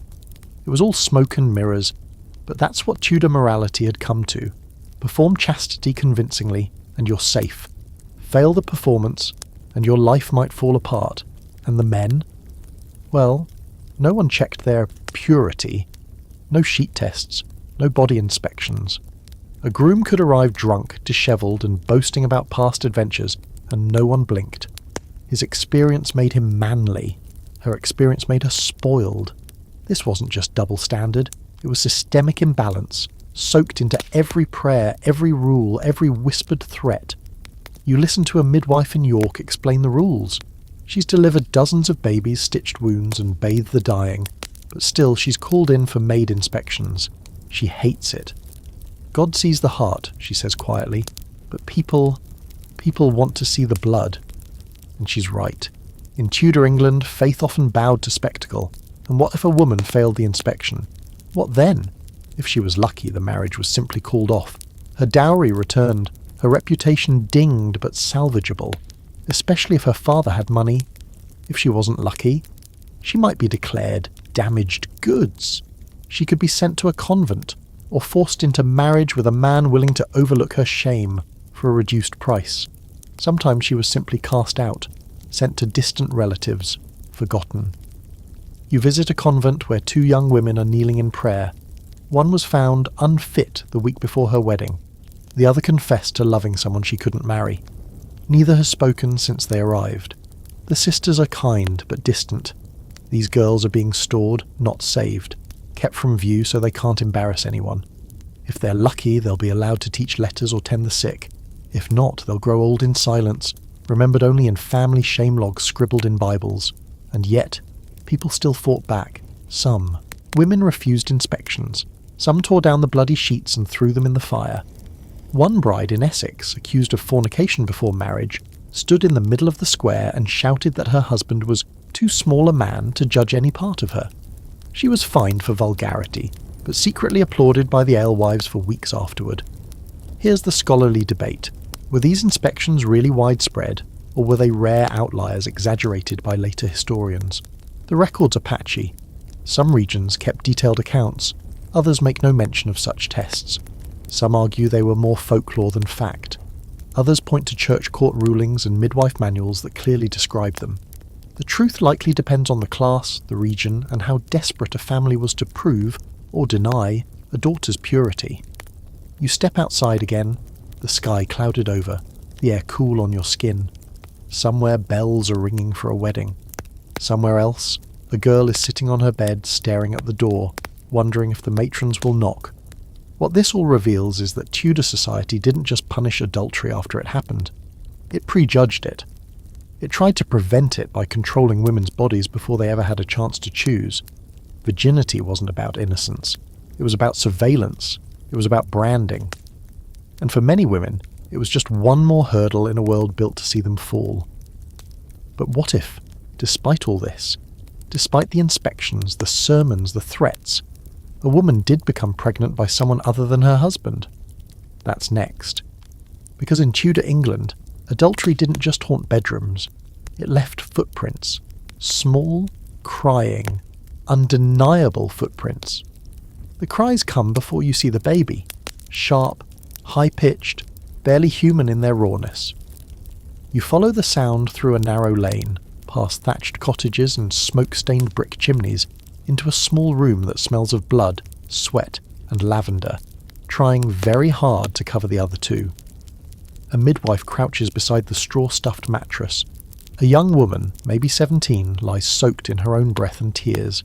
The baby wails in her arms, red and furious, unaware of the disaster it's just been born into.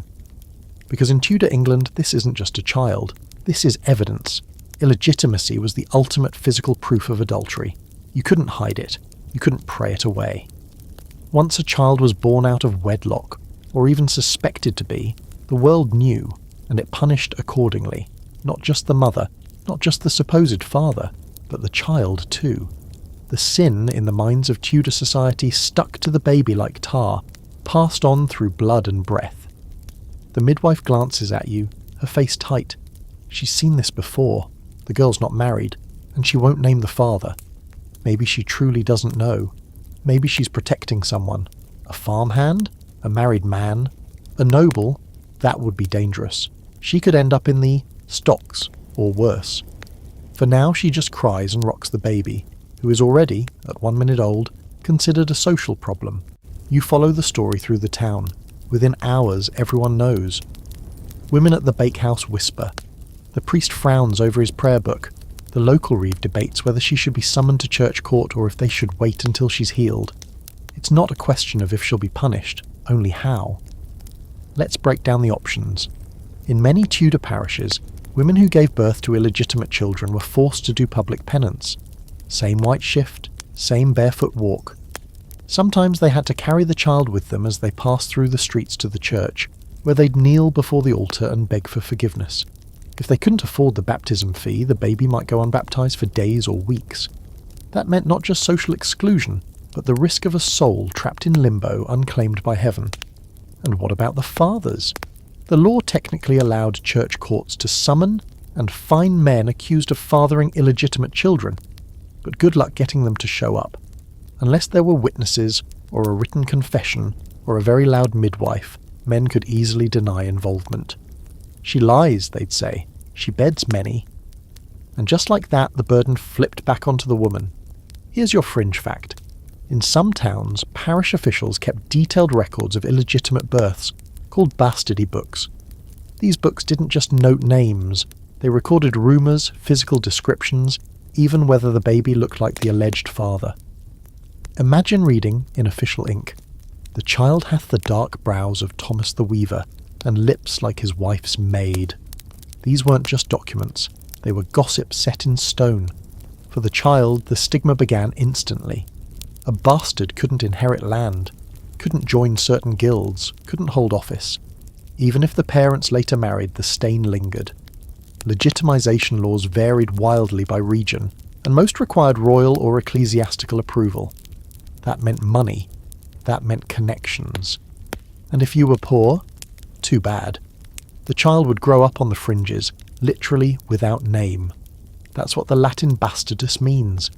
You follow one such child, a boy named Will, now 7 years old. He's clever, good with numbers, but his teacher won't recommend him for apprenticeship. Not worth investing in, the man mutters. Will's mother works in the dairy. No one knows who his father is, or rather everyone thinks they know. There's a miller down the road who avoids the boy's eyes and pays for the family's bread each week.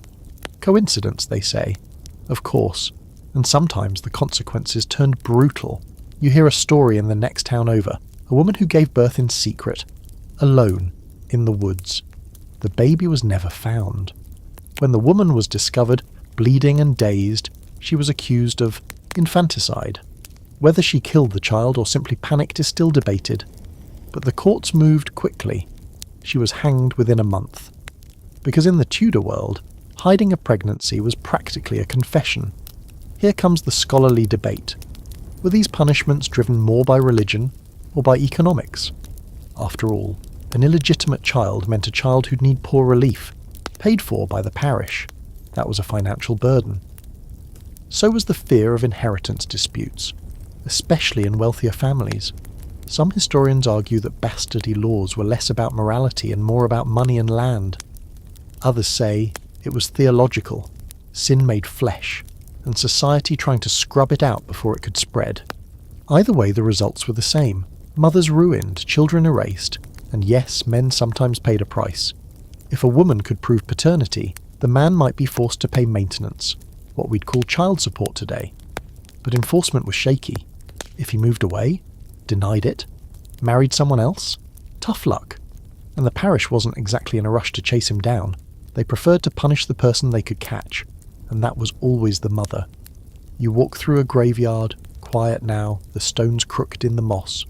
Some of these graves belong to illegitimate children. Most don't even have markers.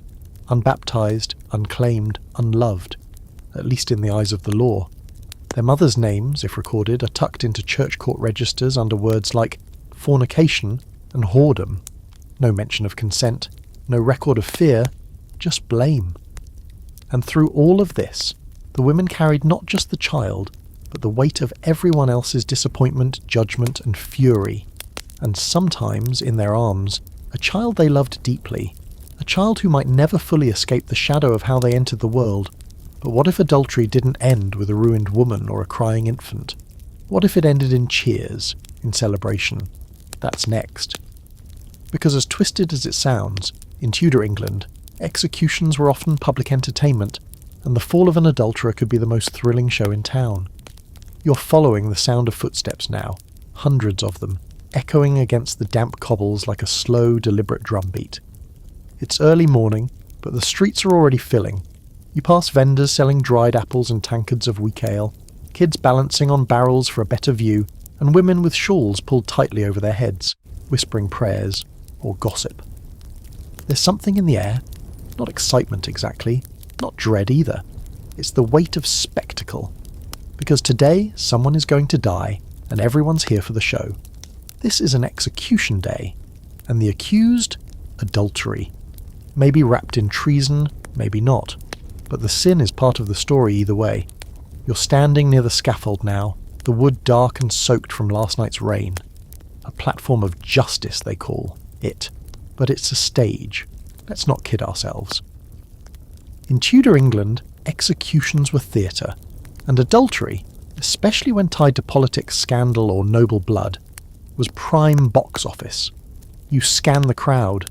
There are children sitting on their father's shoulders, vendors hawking gingerbread, and pickpockets weaving through skirts. You hear someone say they came from 3 towns over just to see the condemned. You expect to find sorrow here, but mostly you find anticipation. Then the procession begins. The condemned walk slowly, guarded by soldiers, dressed in a plain shift or doublet depending on their station, sometimes barefoot, sometimes robed in symbolic white. They might carry a small cross or be forced to listen as a priest recites the psalm of repentance. The crowd leans forward. Everyone wants to hear the last words, because in this world, how you die defines how you'll be remembered. Adultery, on its own, wasn't always a capital crime, but add the right or wrong circumstances, and suddenly the bed becomes a battlefield. A queen who cheats? Treason. A noblewoman suspected of sleeping with an enemy spy? Treason. A common woman, pregnant with a married man's child, accused of witchcraft to boot? Executable offence. The moral was simple. Adultery might not always be fatal, but it could be made fatal with the right spin. You watch as the accused climbs the scaffold. The crowd goes still. It's a man today. Mid-30s, unshaven, hands trembling. Rumour says he seduced the wife of a powerful magistrate. Others claim he was framed, that the woman was his cousin, that there was no affair at all. But it doesn't matter now. His shirt has been stripped to expose the neck. The executioner tests the blade. The priest leans in, and then the man speaks. This is where things get weirdly formal, because the condemned is expected to perform, to confess, to ask for God's mercy. A good execution, yes, that's a real phrase in this era, is one where the guilty own their sins, show remorse, and affirm the justice of the punishment. This isn't just about dying, it's about teaching the crowd a lesson. Sin leads to death, cheating destroys families, adultery costs lives. Learn from this, you faithful. And don't forget to kneel when you pray. The man does what he's supposed to. Sort of. He confesses, but he also says the woman loved him, that it wasn't seduction, that it wasn't one-sided, that they had a connection. You feel the shift in the crowd. Some frown, others mutter, a few women turn away. The idea that a woman chose to cheat, that complicates the tidy narrative. It makes people uncomfortable. Then comes the blade, fast, sharp, final. The head falls, the body slumps, a gasp, a moment of silence, and then the crowd slowly begins to move. Some cry, some cheer. One man mutters, "That'll teach the rest of them," another says, "He died brave." Pity. And just like that, the play ends. Here's your fringe. Detail. Executioners sometimes receive tips from the family of the condemned. Extra coin to make the blade quick, the swing clean. If they botched it, delivering multiple blows or striking too high, the crowd might turn on them. Reputation mattered, even for a man who chopped heads for a living. And there were executions for women too, of course. Public hangings and, in especially merciful cases, beheadings. Burnings were rarer in England than on the continent, but they happened, especially when adultery was tangled up with heresy or witchcraft. You hear of one such case in Kent, a woman accused of seducing a priest, bewitching his mind and bearing his child. She was burned at the stake. Her last words reportedly were, "I loved him and he loved me." That was all. Here's the scholarly debate. Were these executions really about morality, or were they tools of state control? Some historians argue they served as warnings, particularly in times of political instability. Executing someone for adultery sent a message: obey the order, keep your vows, don't rock the boat. Others argue these deaths were more about spectacle, about giving people something to rally around, to distract them from their own miseries, and the crowd, for all its noise and judgment, wasn't immune to contradiction. They'd weep one moment, then drink and joke the next. They loved a good execution, but they also loved a good scandal. You pass a vendor selling broadsheets, cheap printed pamphlets describing the crime, the trial, the confession, the death, illustrated with crude woodcuts. Some copies even have fake speeches written after the fact. Because if the real execution was boring, they'd spice it up. The dead can't sue, after all. You find one such pamphlet later that night, by candlelight. It describes the condemned man's affair in lurid detail. He kissed her in the orchard and she wept with sin. It's pure fiction, but it sells. And somewhere, a new scandal is already being whispered about. A new fall. A new sinner to put on the scaffold. You lie awake that night thinking of how many people were destroyed not by the act itself, but by the reaction to it, by the public hunger for blood wrapped in righteousness, by the audience that clapped when the curtain fell. But tomorrow, we head back inside the palace gates, because not all queens were English, and when foreign women married into this mess, they brought their own rules, and often paid a steep price for not knowing how the game was played. You slip back inside the palace walls now, but the air feels different. Heavier, foreign. You're not walking through the tapestried chambers of an English-born queen this time. No, tonight you're stepping into the world of the outsiders. Foreign women who married into the Tudor court and quickly discovered that language, lineage and custom meant nothing when suspicion crept in. These queens crossed seas to marry a king, only to find themselves swallowed whole by a country that expected obedience, silence, and a perfect understanding of rules they were never actually taught. Start with Catherine of Aragon, Spanish princess, Catholic powerhouse. She married Arthur first, Henry VIII's older brother, but he died before anything really began. A few years later, she became queen by marrying Henry himself, and for a while, everything seemed golden. She was dignified, educated, loyal. But as time went on and her womb failed to produce a living son, the air grew cold around her. Her foreignness became a problem. Not just her accent or her dress, but her allegiance. She was Spain before she was England. She was Rome. She was a living link to the Pope, and when Henry decided he wanted Anne Boleyn instead, Catherine's virtue became irrelevant. He couldn't accuse her of adultery. She was too famously pious. But he didn't need to. He invented a new angle, claimed their marriage had never been valid, that sleeping with his brother made her unclean, that God was punishing them for incest. She was exiled from court, forced to live in increasingly remote houses, separated from her daughter Mary, stripped of her title and watched constantly. You walk through the quiet rooms where she spent her last years. No music, no laughter, just letters and prayer. Her crime was nothing more than failure and foreignness, but in Henry's court, that was plenty. Now take Anne of Cleves, Henry's fourth wife, German, Protestant. Selected through portraits and political matchmaking, she arrived in England ready to be queen and was dismissed within weeks. Henry found her unattractive, unrefined. The marriage was never consummated and he moved to annul it as fast as possible. But unlike so many others, Anne survived. She was clever, practical. She agreed to the annulment, accepted a generous settlement, and stayed in England as the king's beloved sister. No accusations of adultery, no exile, no execution. Why? Because she didn't fight. She didn't threaten power. She smiled, stepped aside, and lived. You stand in her chamber, surprisingly warm and sunlit, surrounded by books and tapestries sent from the continent. She has what so many Tudor women never got: comfort, stability, and the key to it was knowing when to play along. But then there's Catherine Howard, young, English by birth, but caught in a trap shaped by her predecessor's foreign failures. Henry's fifth wife, barely more than a teenager when she married him. Raised in a chaotic household, full of flirtations and secrets, she lacked the cold polish of her European rivals. And when her past, lovers, letters, kisses, stolen in dark corridors, caught up with her, The court turned on her like wolves. What made her different? Perhaps it was her youth. Perhaps it was her lack of allies.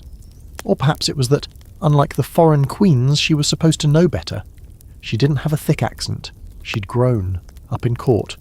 So when the accusations came, they hit harder. She was accused of adultery and possibly treason. The investigation was brutal. Confessions extracted, testimonies turned in, servants interrogated. She was imprisoned in her own apartments before being taken to the Tower.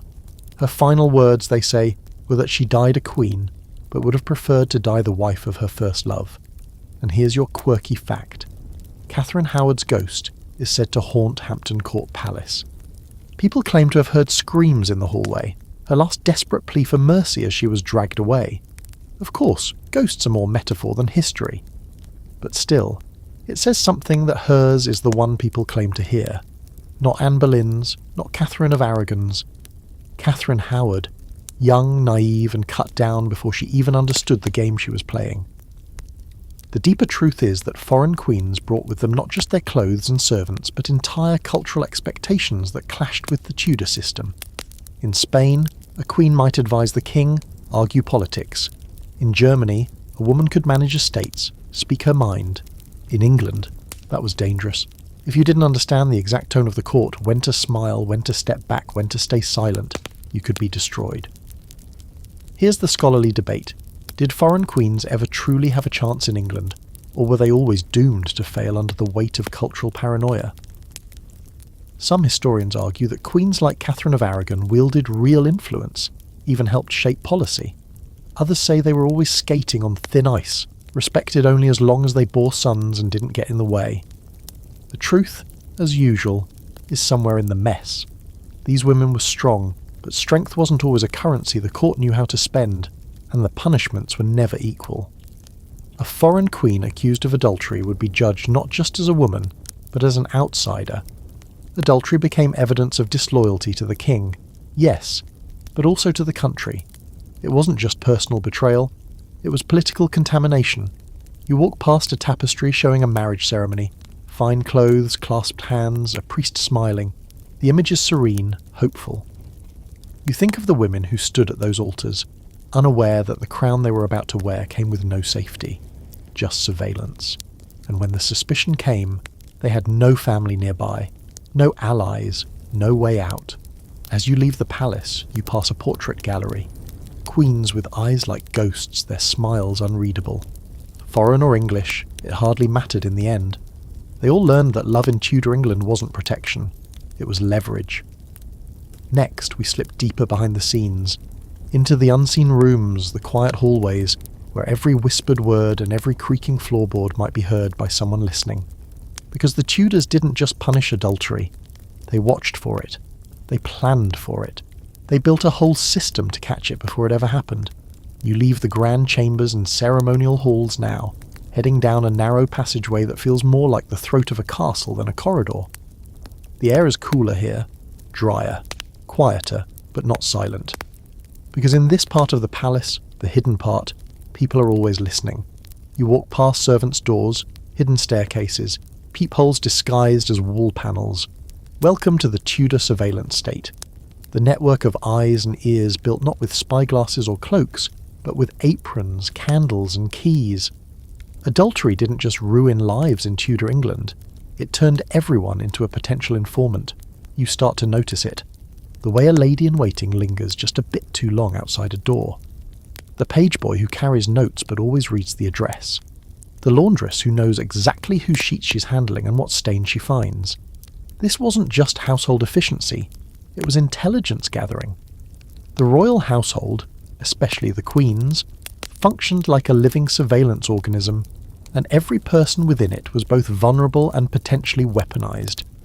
If a queen was suspected of adultery, it rarely started with proof. It started with whispers, and those whispers came from the people closest to her. Servants, companions, grooms, even the people who dressed her. You step into a dressing chamber now, modest, cosy, a fireplace smouldering low in the corner.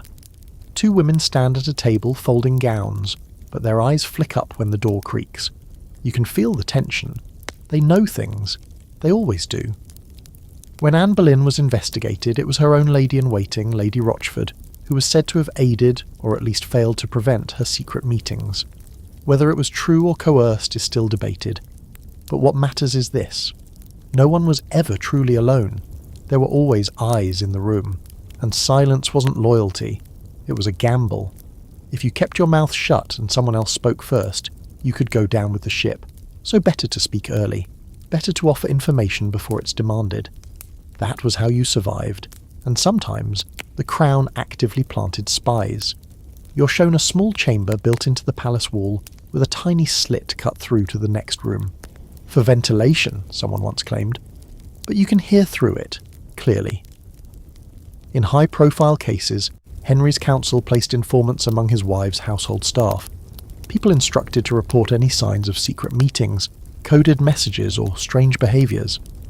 Imagine living under that kind of pressure, knowing your most private moments were being monitored for evidence of treason disguised as affection. Quirky fact incoming. Some Tudor nobles trained their parrots, yes, parrots, to mimic phrases overheard in bedrooms or private conversations. One noblewoman's bird reportedly repeated the name of a visiting courtier so often that her husband began to suspect an affair. Whether it was a joke or a genuine concern, he had the man questioned. The affair was never proven, but the bird got passed off to a neighbour just to be safe. You start to see how deep this culture of surveillance went. Even in your own home, as a noble or merchant, your staff could turn against you. A kitchen maid who sees her mistress slip out for an evening walk with the stablemaster might hold on to that information until she needs it.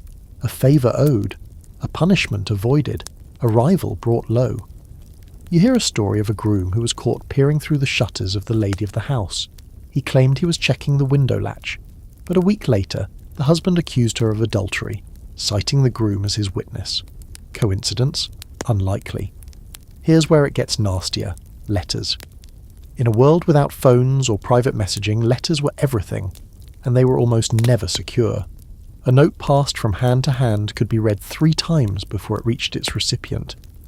In some cases, servants were ordered to steam open wax seals, then reseal them with new ones. If the letter contained romantic language, "My heart longs for your touch," or some equally flowery disaster, it could be read aloud in court as evidence. You walk into a study now and see a whole stack of these. Parchment confessions. Words turned weapons. And that brings us to the larger picture. Adultery wasn't just about sex.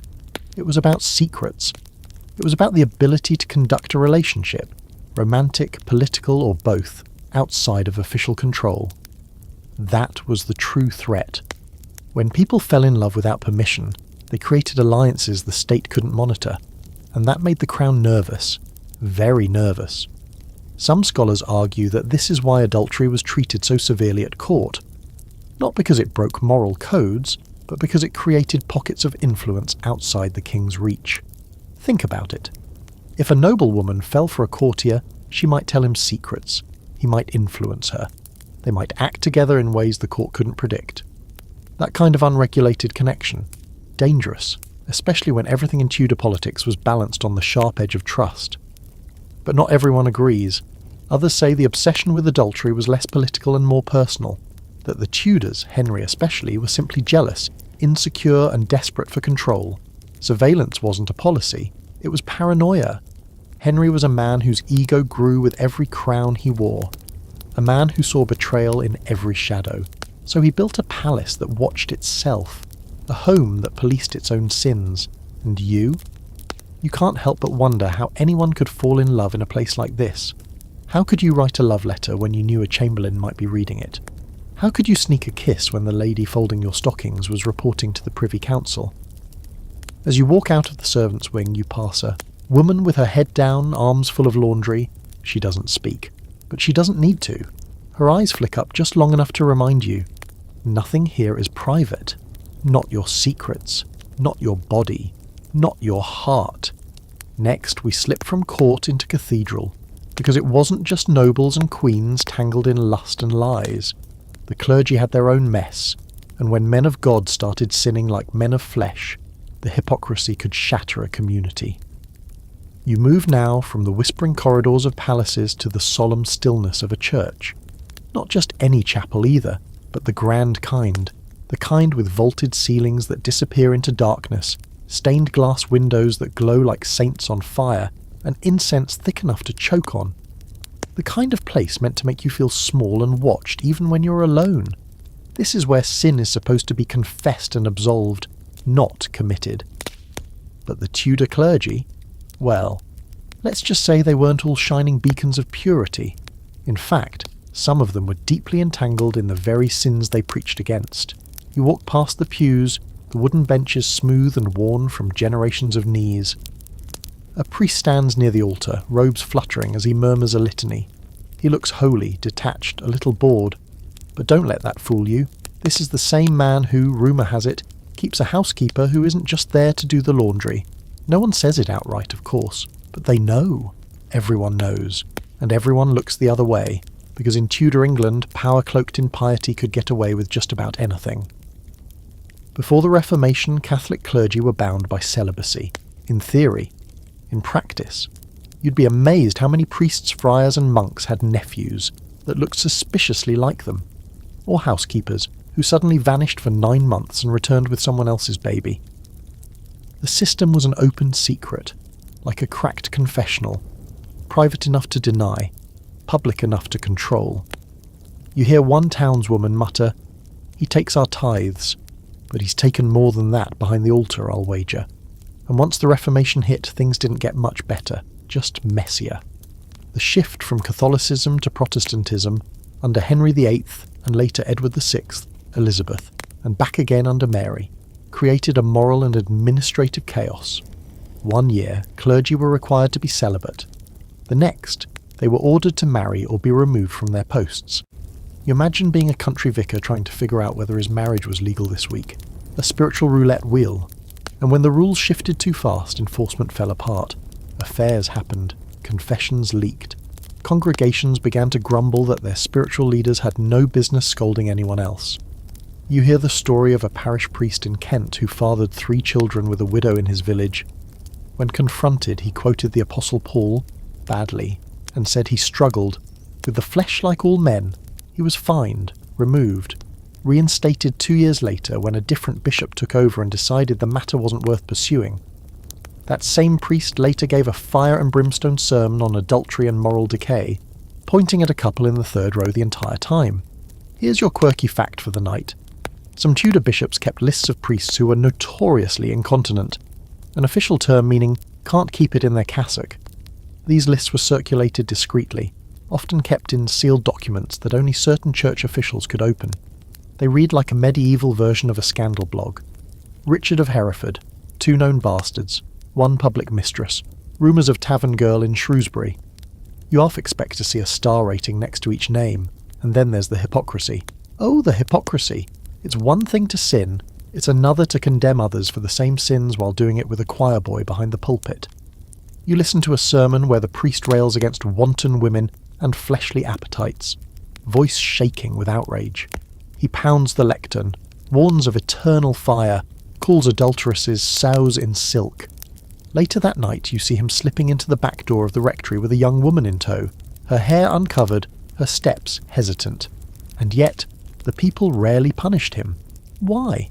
Because challenging the clergy meant challenging the very structure of spiritual authority.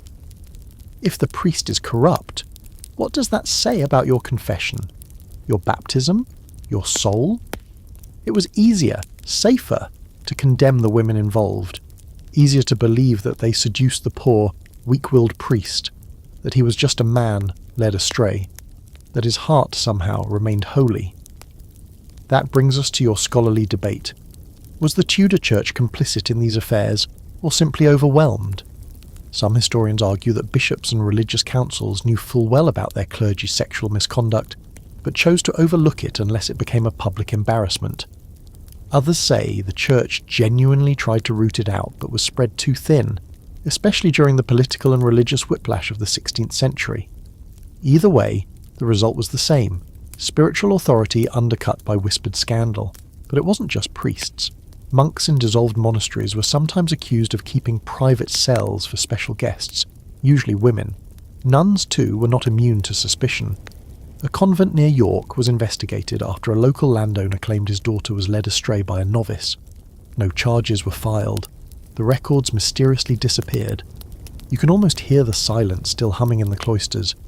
You find yourself in the vestry now, where vestments hang like ghostly figures and candle wax crusts the corners.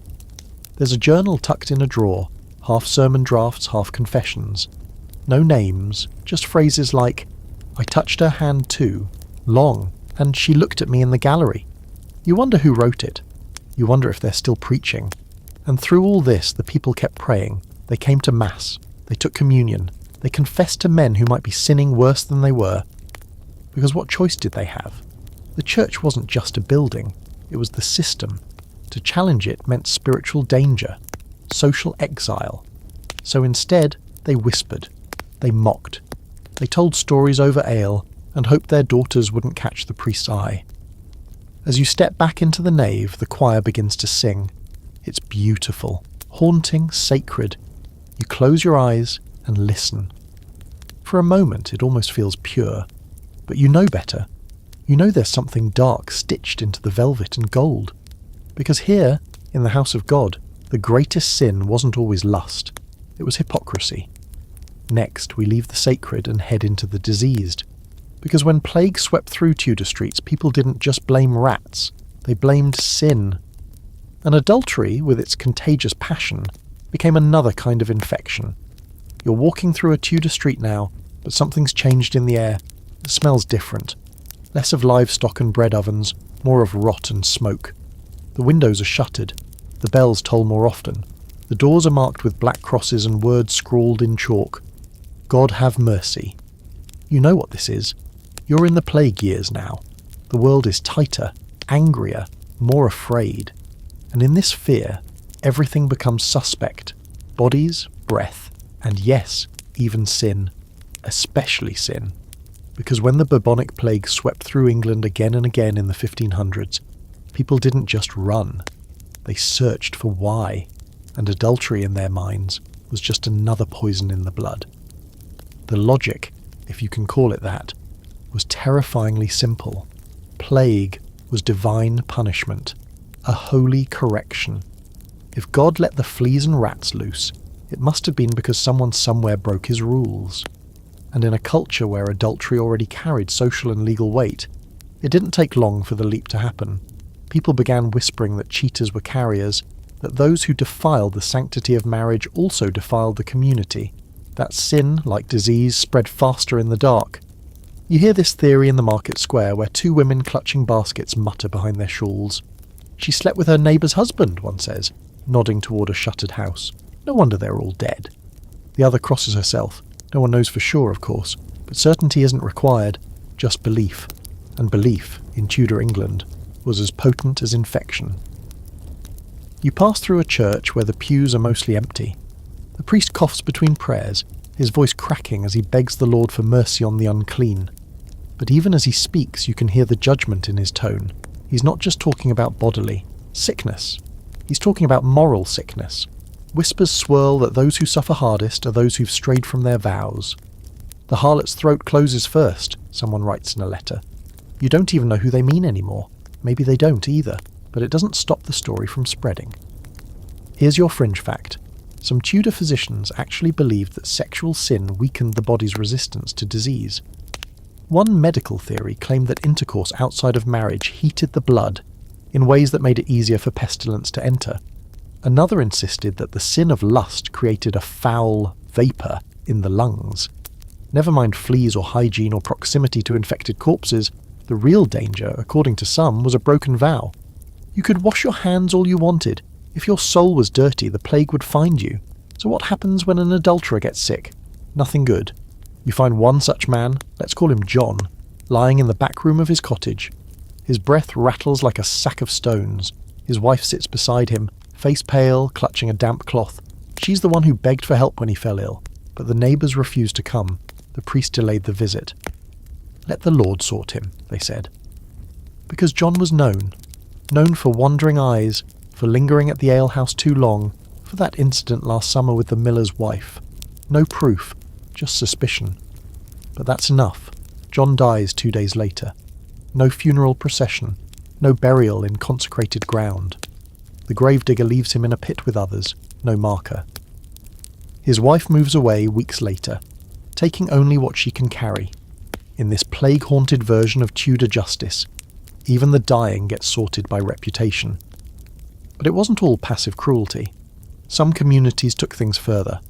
There are reports, rare but not unheard of people being forcibly quarantined because of moral suspicion.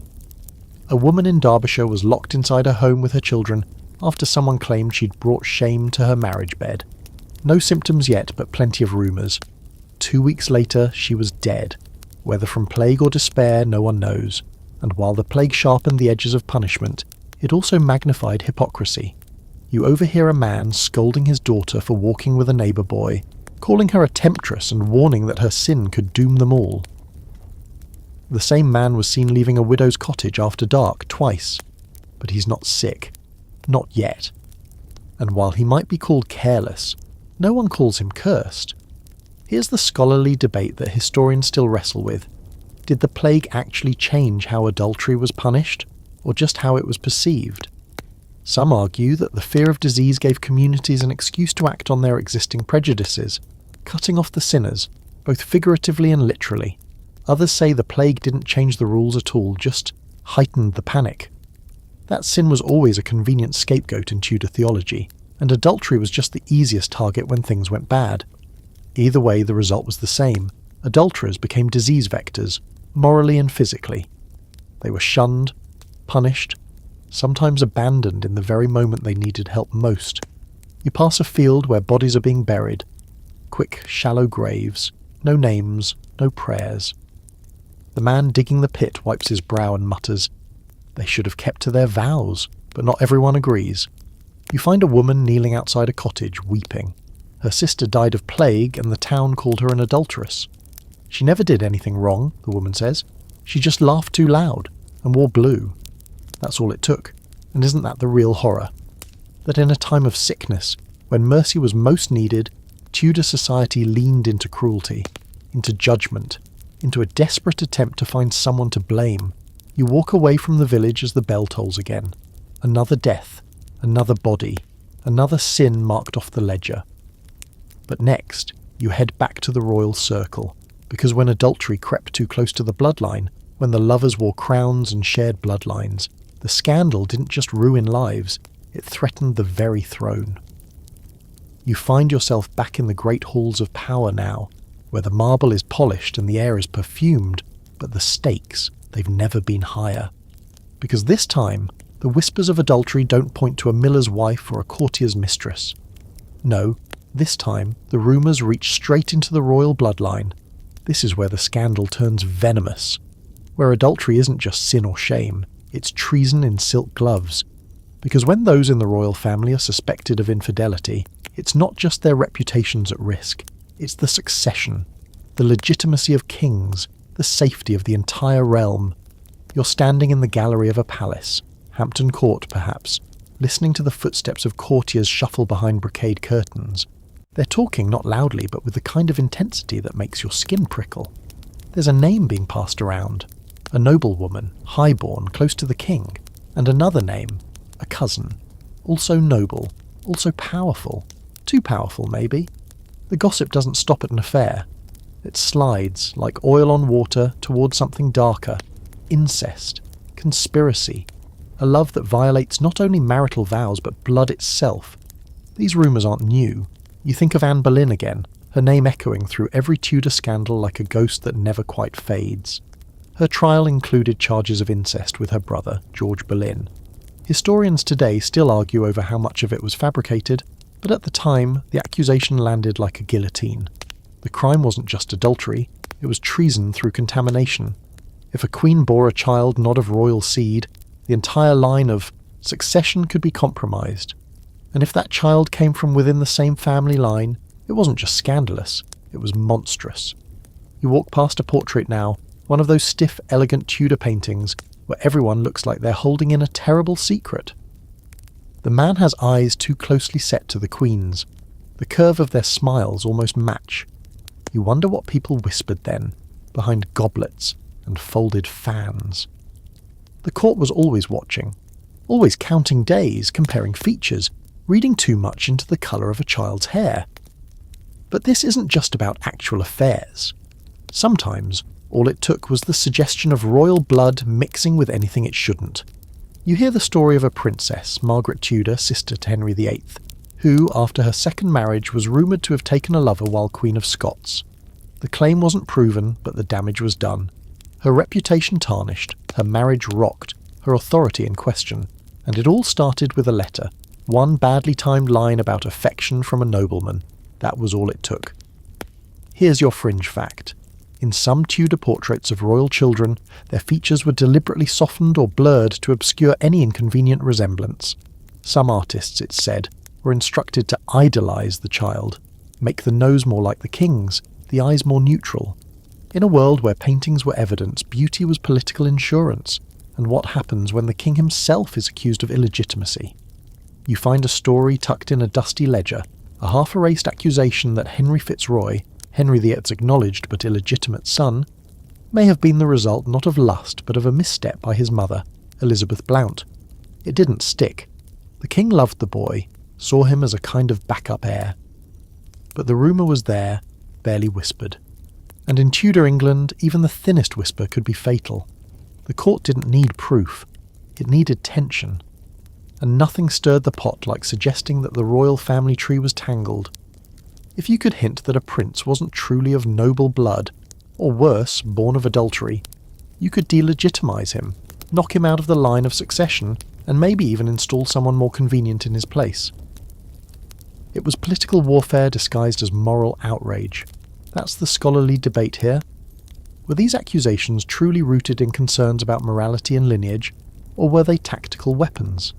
Some historians argue that noble families used adultery as a tool, a way to discredit rivals, remove inconvenient heirs, or curry favour with the crown by exposing others' sins. Others insist that the obsession with purity, especially royal purity, was deeply sincere, that the English saw themselves as chosen by God, and that a single adulterous act within the royal line could spiritually endanger the entire nation. Either way, the effects were the same: scandal, fear, and blood. You find yourself in the royal nursery now. It's quiet here.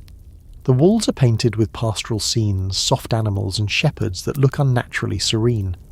A nurse rocks a child to sleep. The baby yawns, unaware that the shape of its chin might someday be analysed like evidence in a trial.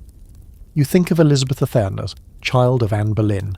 Her legitimacy questioned her entire life, called a bastard by some, a queen by others, and yet she rose, lived unmarried, had no heirs. Perhaps she knew too well the risks of mixing blood and desire. And then there are the rumours that never make it to trial, the ones that linger for centuries. Did Mary Tudor take lovers in her loneliness? Did Henry VIII ever suspect Elizabeth of being not his? Did anyone ever truly believe that royal bloodlines were free of scandal? Doubt it. But what mattered wasn't truth. It was belief, the image, the illusion. You leave the nursery and pass a hallway lined with coats of arms, each one a declaration of blood and honour passed from one generation to the next. But behind each symbol, you now see the shadow of doubt, the secrets, the lies tucked beneath coronets. Because in Tudor England, adultery wasn't just a crime against your spouse, it was a crime against history. And next, we turn the weapon around.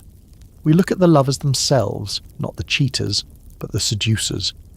Because sometimes adultery wasn't born of passion. Sometimes it was orchestrated, political, tactical.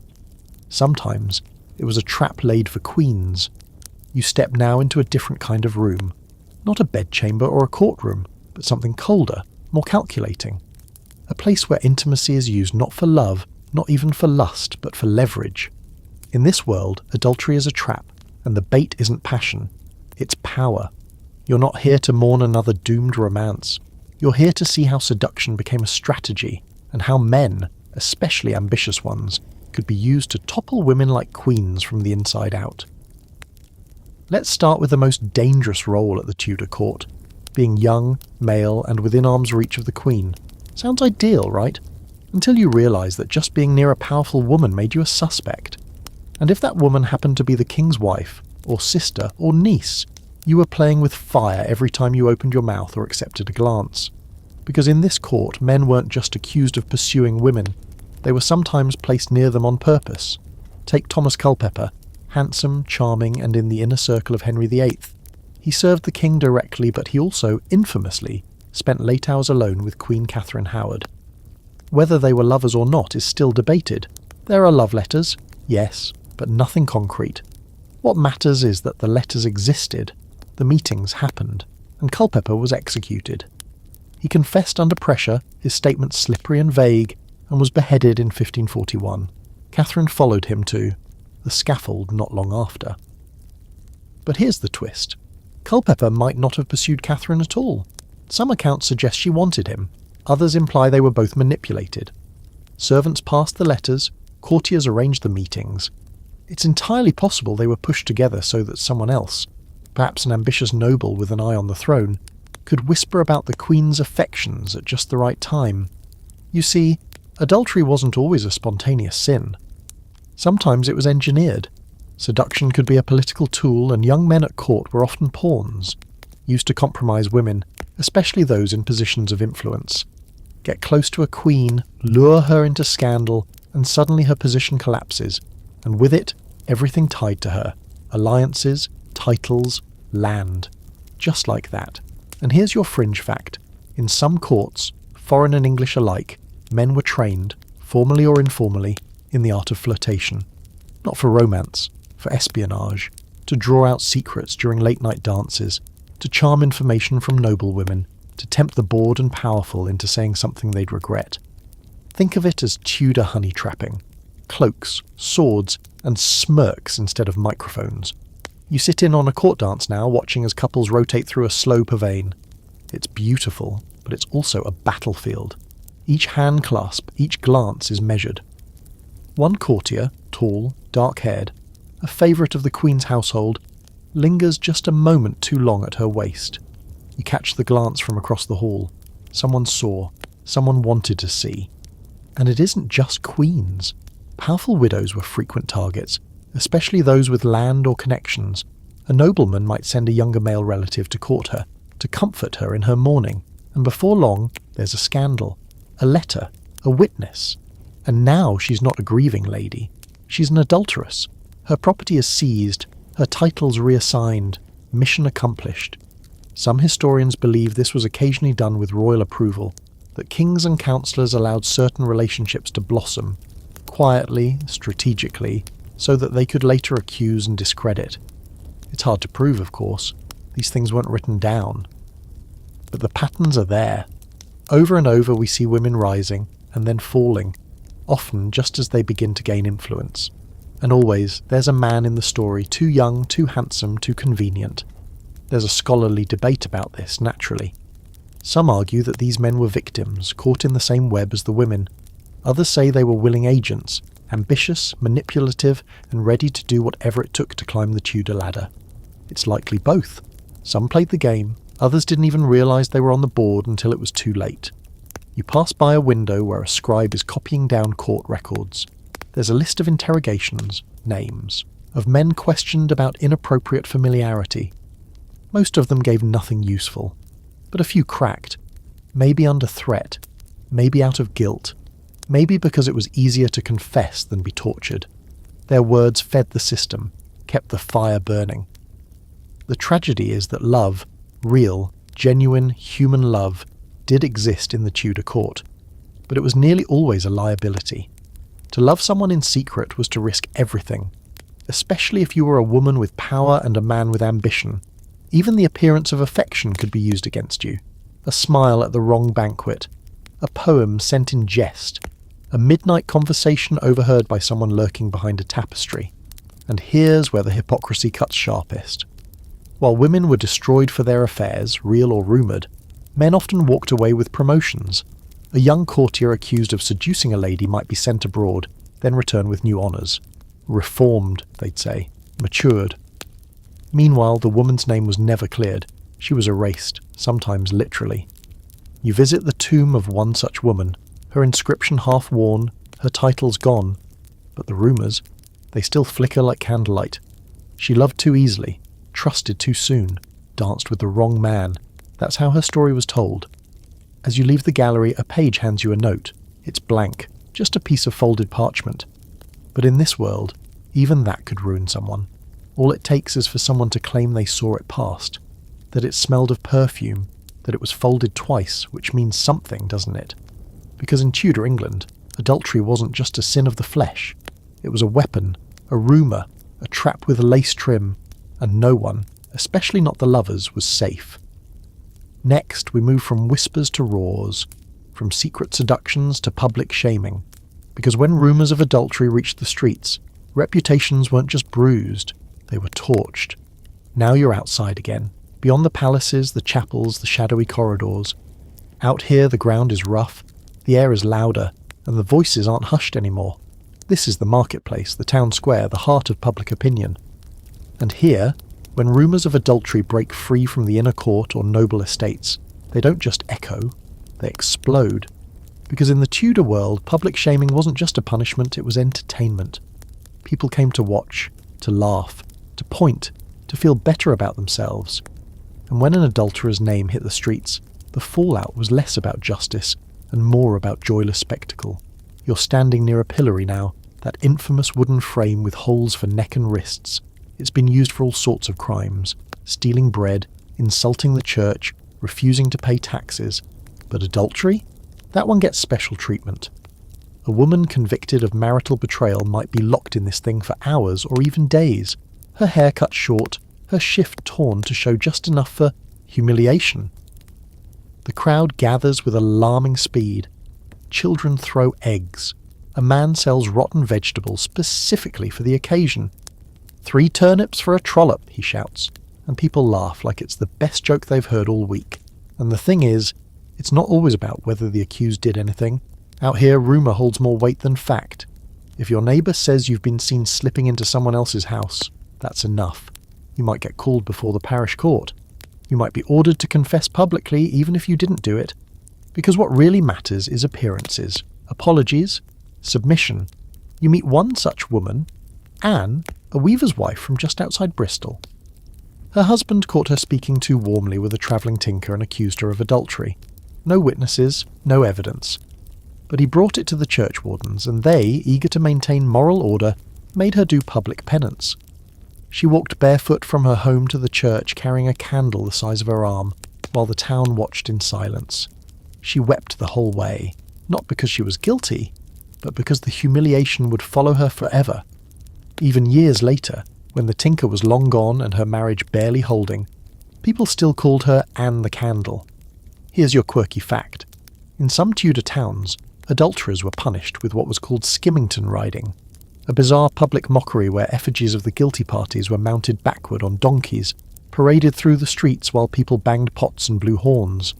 Sometimes the real people were forced to ride too. The whole thing had the feel of a carnival crossed with a threat.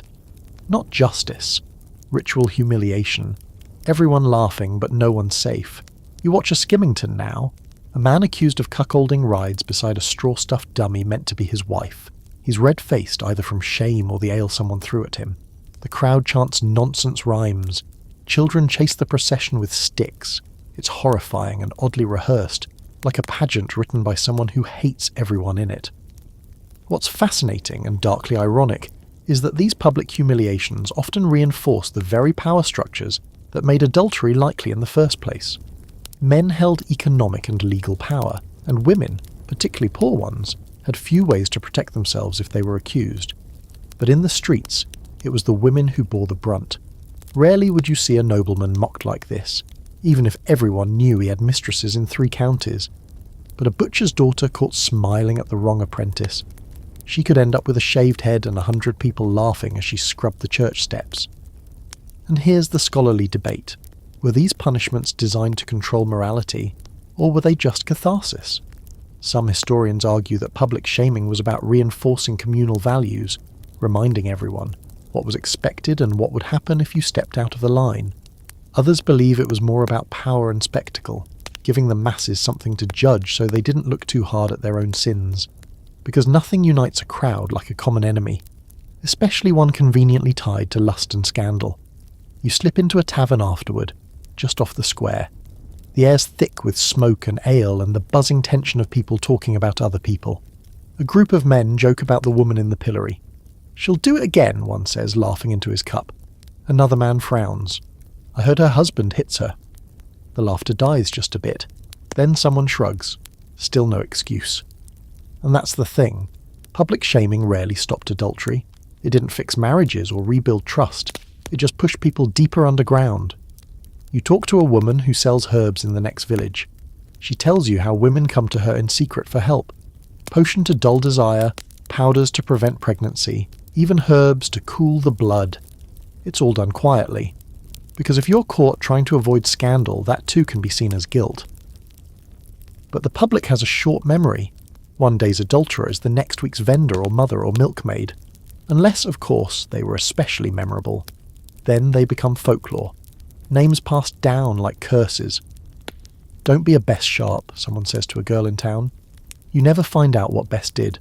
No one really remembers, but the shame lingers, outlasts the sin, outlasts the person.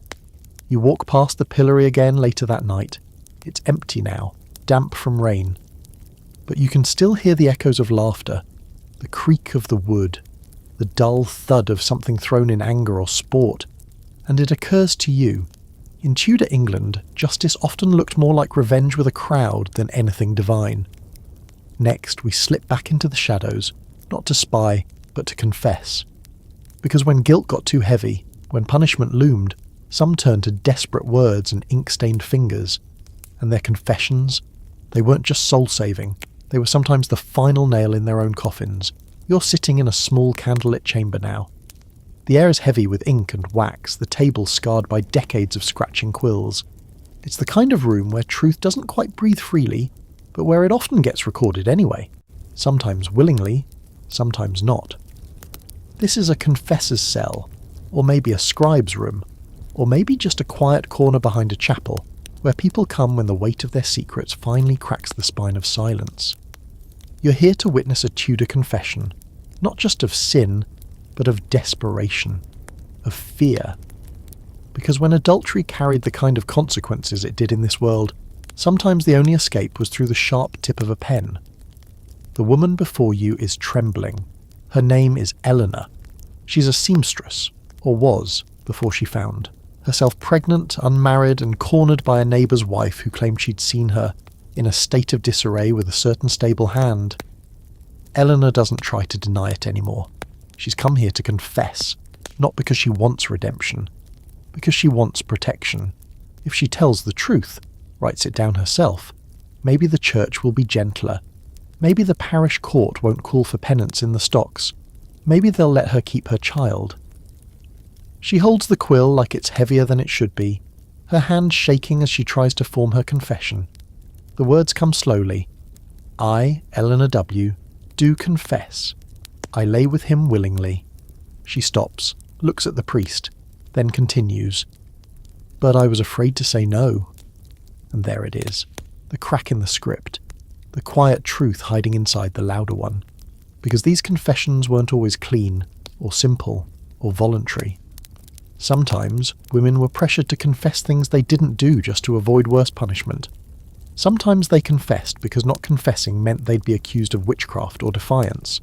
Sometimes they confessed because their abuser stood just outside the door, listening. Not all confessions were written. Some were spoken, transcribed by clergy who often cleaned them up, stripped away the pain, the ambiguity, the humanity. You read one that begins, "She did admit her great fall, and craved the mercy of the Lord with tears most pitiful." But there are no tears on the page, no detail about how many times she was questioned, no note on how many times she was told she was damned if she didn't speak. Here's your fringe fact. In some rare cases, especially among the literate elite, people composed elaborate confessions in poetic form. One noblewoman wrote a 26-line verse to explain her affair with a court musician, begging both God and her family for forgiveness. The original's lost, but copies of it were passed around for decades, becoming both scandal and literature, a Tudor mashup of gossip and psalm. And what about the men? Oh, they confessed too sometimes, often under duress. A courtier might be accused of lewd dealings with a noblewoman, and if he was unlucky, or not important enough to protect, he'd be forced to sign a statement, often with language like, was led astray by her wantonness. The responsibility, shared but tilted, always tilted. One particularly brutal case involves a man named Thomas R. He was a clerk, smart, with fine handwriting and a reputation for charm. He confessed to bedding a merchant's wife, on several occasions under the veil of night, but he also wrote that she had offered herself as the serpent to Eve. He survived the scandal, fined, publicly shamed, but still employed. The woman, she was locked in her house for months, then disappeared from record. Whether she fled or was sent away, no one knows. And then there were false confessions, those whispered or written under threat of torture, exile, or spiritual damnation. The church wielded words like blades. Confession was supposed to bring peace, salvation, but in practice, it was often used as a shortcut to punishment. A signed confession could replace evidence. It made the court's job easier. It spared the community the discomfort of ambiguity. That brings us to your scholarly debate. Were confessions in Tudor adultery cases reliable truths, or coerced performances? Some historians argue that the intimate detail of many written confessions proves their sincerity. Others suggest the opposite, that the uniform phrasing, the overly neat resolutions, and the convenient timing indicate manipulation by clergy or legal officials. In truth, both exist.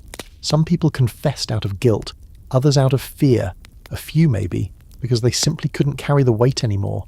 You find a confession written by a man the night before his execution. It's short, more of a prayer than an admission. He says he loved the woman as David loved Bathsheba, and he accepts his fate. But the writing is clear, steady, and somehow peaceful. He knows he will die.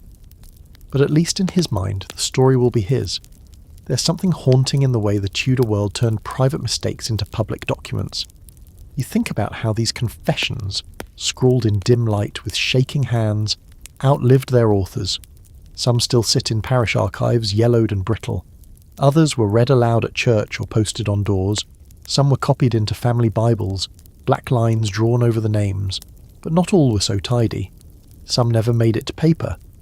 One woman, accused of adultery but refusing to confess, was excommunicated. She fled her village and was last seen boarding a ship to Calais dressed as a man. Her name was later scratched out of the town records. Not punished, not forgiven, just erased. And that's the final horror of it. Confession was supposed to offer closure. But more often, it just shifted the blame. It gave the authorities something to point at and say, see? Justice. Even when the truth was twisted, incomplete, or dragged from someone on their knees, you blow out the candle in the room. The ink is still drying on Eleanor's page. She'll deliver it tomorrow. Maybe she'll be spared. Maybe not. But tonight at least she can sleep knowing her words are on paper, even if they're not all her own. Next, we leave paper and step into flesh again. Because despite the punishments, the shame, and the risk of death, some people still dared to love.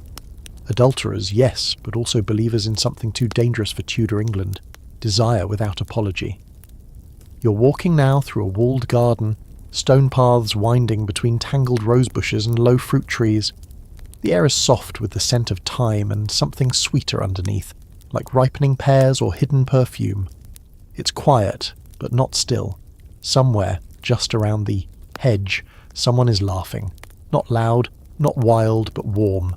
It's a laugh that doesn't belong in a world full of punishment and public shame. And yet, here it is. Welcome to the most dangerous kind of affair in Tudor England. The one that wasn't about power, politics, coercion, or manipulation. This is love. Real love. The kind that happened anyway. You think by now, after so many scandals and trials and ruined lives, that people would know better.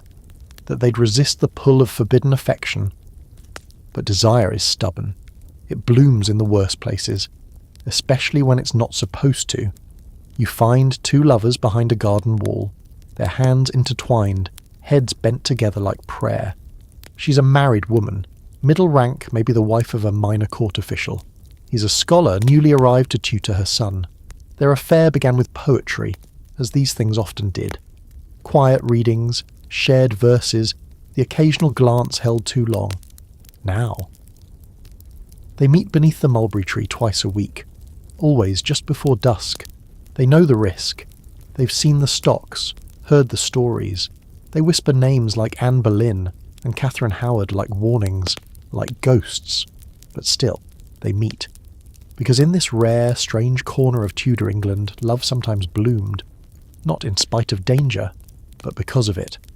The rules were so sharp, so clear, so deadly, that to love someone anyway became a rebellion. A quiet, trembling revolution written on skin. These were the affairs that weren't political weapons or petty betrayals. These were two people seeing each other fully and choosing to risk everything for a few stolen hours. Some called it madness. Others, especially later poets, called it the only kind of love that meant anything. Of course, it almost never ended well. You pass through a village where a woman named Grace lived. She was married to a baker, but known to linger too long at the well with a local mason. They were caught eventually, after a jealous apprentice followed them and reported what he saw. Grace was flogged, her lover fined and sent out of town. But after all that, when the bruises faded and the shame settled, Grace walked to the next village and kept seeing him, every Sunday. No more secrets, just a stubborn, quiet defiance. She was still married, he was still poor, but they didn't stop. Here's your fringe fact. In some rare court cases, juries refused to convict known adulterers because the relationship was clearly mutual and loving. There's a famous case from 1583 where a woman defended her affair by saying, "I loved him more than breath." The jury, mostly older men, found her guilty but refused the harshest penalties. She did her penance. He left the county. But the records note they wrote to each other for years after. The letters were discovered hidden in a thatched roof during repairs in the 19th century, stained by age and something darker, maybe ash, maybe tears. And sometimes love protected them. You hear the story of a merchant's daughter who fell for a travelling musician. When her father found out, he tried to have the man arrested for corrupting her. But she stood up in court, said she'd chosen him, said he'd asked for nothing she didn't offer freely. Her family disowned her. But they married in secret, left for Wales, and ran a small tavern together for over 20 years. Their story wasn't recorded in any great court document. It was passed down through local gossip, pieced together in parish notes and recipes scribbled with hearts in the margins. Of course, not all secret loves were so lucky. You find the grave of a man buried outside consecrated ground. No name on the marker, but local legend says he was executed for refusing to name the woman he loved. An earl's wife, perhaps. A servant girl, maybe. The details are always blurred in stories like these, but what survives is the heart of it. That he chose love over betrayal, that he died silent, that she, whoever she was, never married again. There's a scholarly debate here too, naturally. Were these romanticised tales of mutual passion real, or convenient fictions that made brutal realities easier to bear? Some argue that many of these affairs were deeply unequal, between men with power and women with none. Others insist that some of these relationships were real partnerships, forged in shared vulnerability and courage. As usual, the truth slips between the lines, half seen, never quite provable. What's undeniable is that the human heart, inconvenient and reckless as ever, refused to follow Tudor rules.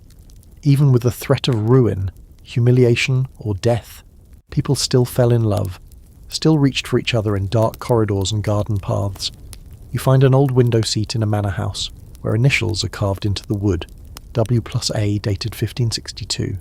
The woman who lived here married someone else. The man disappeared from records entirely. But the mark they made, still here, still defiant. And maybe that's the strangest thing about Tudor adultery.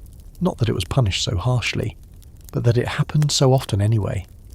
In a world that seemed designed to crush desire, people still kissed in secret, still held hands under the table, still risked everything for a glimpse of something tender. Because even under the weight of sin, law, and God's thunderous disapproval, love had the audacity to survive. You look up at the stars now, cold and distant, exactly as they would have looked to any Tudor couple stealing a moment together centuries ago. They would have stood here too, in gardens or fields or castle corners, wondering if what they felt was worth it.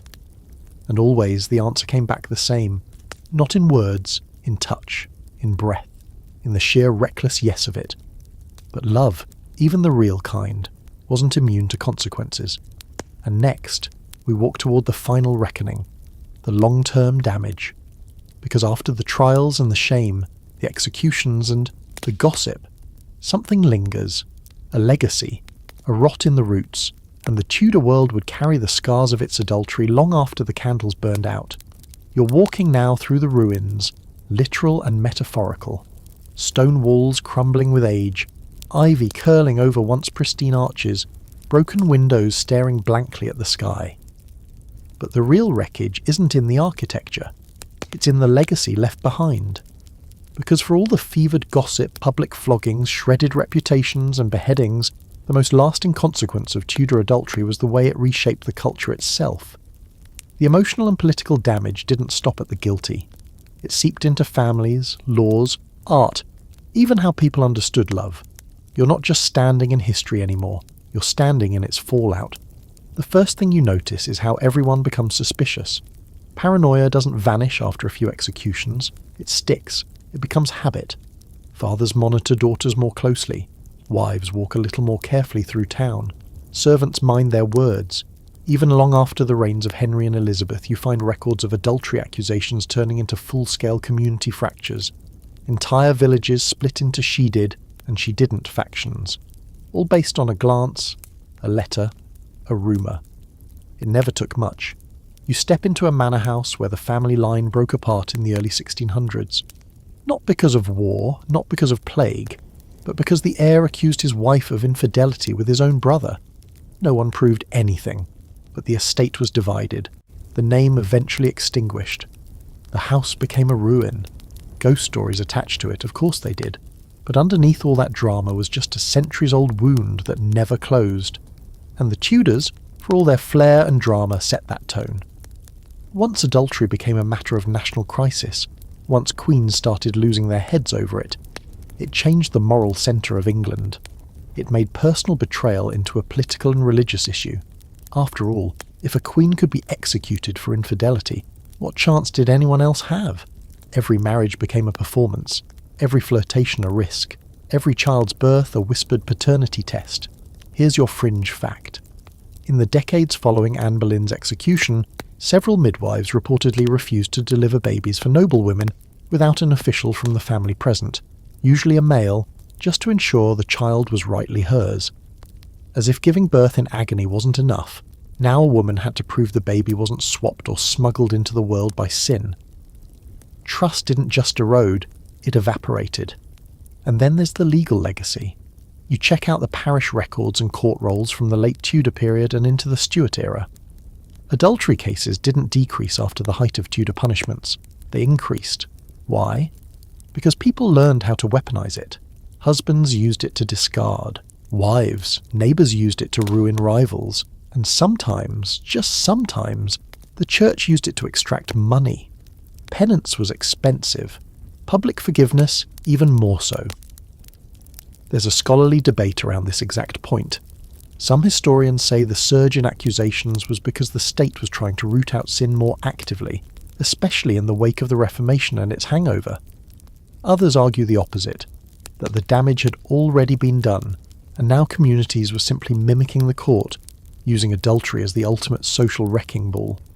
Either way, you end up with a culture where being seen as unfaithful could be just as damaging as actually being so. And what about love?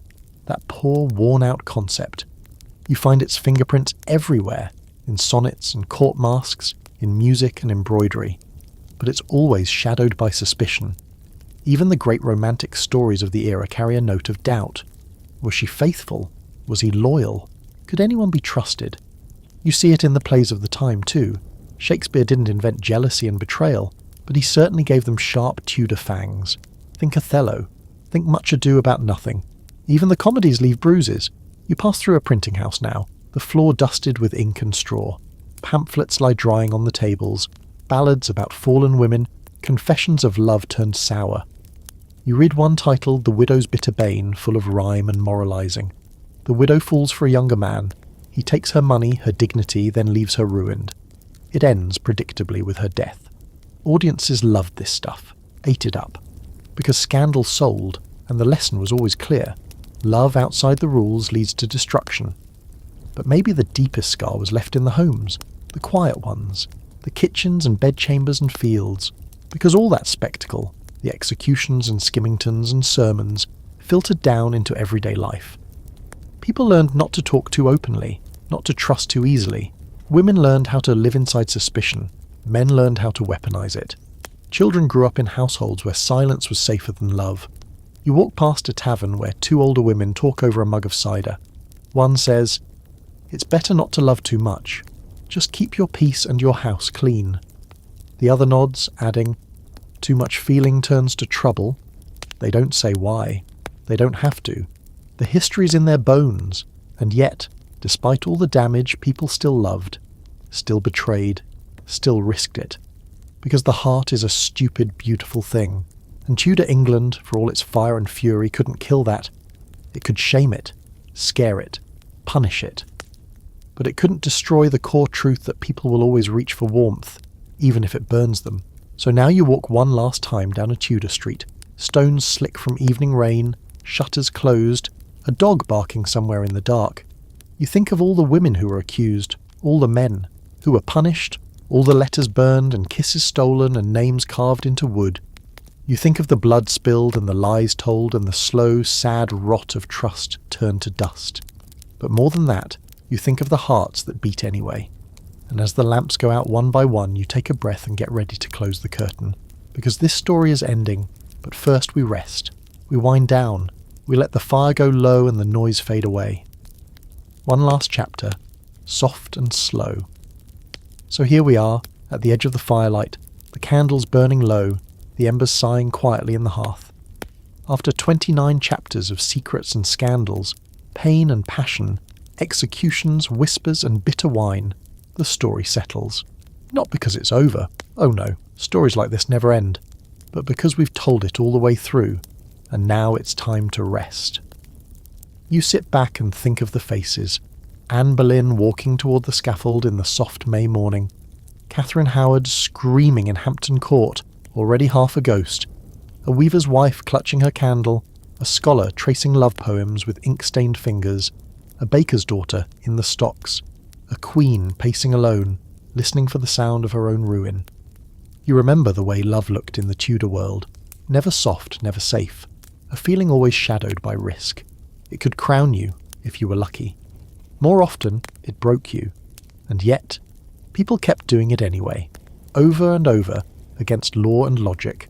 They reached for each other with shaking hands, with stolen glances, with words that would echo for centuries. It's kind of beautiful, isn't it? In a brutal, bone-deep, what were you thinking sort of way. And now, the streets are empty. The court is quiet. The gossip has faded into dust. The queens are long buried, the lovers long vanished, the punishments long forgotten by everyone except those of us still paying attention. And you are. You have been. You've stayed through the whole journey, which, let's be honest, is more than most lovers in Tudor England ever managed. So tonight, you drift off not with a bang, but with a whisper. Let the story settle into your bones like candle smoke. Let it make you grateful for the quiet, for the privacy of your own breath. And remember, even in a world this cruel, there was still room for poetry,